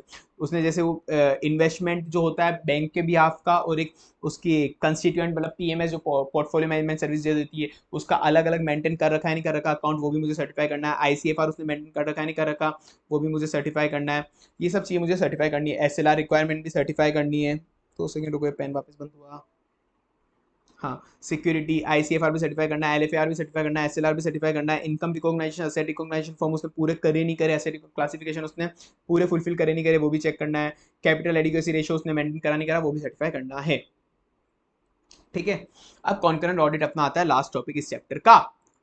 कॉन्करेंट ऑडिट क्या होता है भाई? कॉन्करेंट ऑडिट एक होती है स्टैट्यूटरी ऑडिट, एक होती है कॉन्करेंट ऑडिट। कॉन्करेंट ऑडिट भाई, एक स्टैट्यूटरी ऑडिट तो होती है ईयर एंड पे, कॉन्करेंट ऑडिट होती है डे टू डे हर ब्रांच की होती है, डे टू डे हर ब्रांच की होती है, डे टू डे बेसिस पे होती है, क्वार्टरली होती है, ईयरली होती है, नहीं ईयरली नहीं होती, क्वार्टरली होती है, मंथली होती है, वीकली होती है, हर दिन होती है इसकी कॉन्करेंट ऑडिट की, बाद में गलतियां ना ढूंढनी पड़े, अभी से उसकी गलती ढूंढो। जैसे इंटरनल ऑडिट होती है ना, सिमिलरली वही टाइप की कॉन्करेंट ऑडिट होती है जो ब्रांचेस की होती है। तो अब किस किस ब्रांचेस की कॉन्करेंट ऑडिट होनी चाहिए, किस किस चीज की होनी चाहिए, सबसे पहले किन किन ब्रांच की होनी चाहिए वो डिपेंड करेगा बैंक एज ए होल पे। जो बैंक के जो central inspection and audit department है ना, central inspection and audit department, वो तय करेगा कि किस किस ब्रांच की होनी चाहिए, किस किस ब्रांच की होनी चाहिए। जनरली जिस ब्रांच के अंदर एडवांस ज्यादा है, जिस ब्रांच के अंदर डिपॉजिट ज्यादा है, जिस ब्रांच के अंदर कैश ज्यादा है, उन ब्रांचेस की होनी चाहिए। सीधी बात है, इन ब्रांचेस में रिस्क ज्यादा है तो उन ब्रांच की कॉन्करेंट ऑडिट होनी चाहिए। तो अब उसमें क्या क्या कवर करेगा, वो क्या क्या चीजों को देखेगा ऑडिटर। मैंने ये एक बहुत अच्छी ट्रिक बनाई है, वो देखेगा डिपॉजिट को। डिपॉजिट से क्या होता है, बैंक में डिपॉजिट आया तो बैंक में डिपॉजिट आया मतलब बैंक में कैश आया, बैंक में डिपॉजिट आया मतलब बैंक में कैश आया। अब उस बैंक में कैश आया तो बैंक उस कैश का क्या करेगी, या तो किसी दूसरे को एडवांस देगी या फिर इन्वेस्टमेंट कर देगी, यही करेगी ना बैंक, या तो किसी को एडवांस दे देगी या फिर उसको इन्वेस्टमेंट कर देगी। बैंक में डिपॉजिट आई, डिपॉजिट आई मतलब बैंक के पास कैश आया, अब उस कैश को या तो एडवांस दे देगी या फिर इन्वेस्टमेंट कर देगी, या तो एडवांस में दे देगी किसी को लोन एडवांस दे देगी या फिर इसको इन्वेस्टमेंट कर देगी। इन्वेस्टमेंट दो जगह करेगी, या तो हाउस कीपिंग में या फॉरेन एक्सचेंज में। इन्वेस्टमेंट दो जगह करेगी, या तो हाउस कीपिंग में या फॉरेन एक्सचेंज में, या तो हाउस कीपिंग या फॉरेन एक्सचेंज में। डिपॉजिट आया, डिपॉजिट मतलब मेरे पास कैश आया, कैश को या तो मैं एडवांस दूंगा, इन्वेस्टमेंट करूंगा, इन्वेस्टमेंट या तो हाउस कीपिंग में करूंगा, फॉरेन एक्सचेंज में करूंगा। डन, ये हो गया स्कोप। ये चीजें मुझे चेक करनी है कॉन्करेंट ऑडिट के अंदर।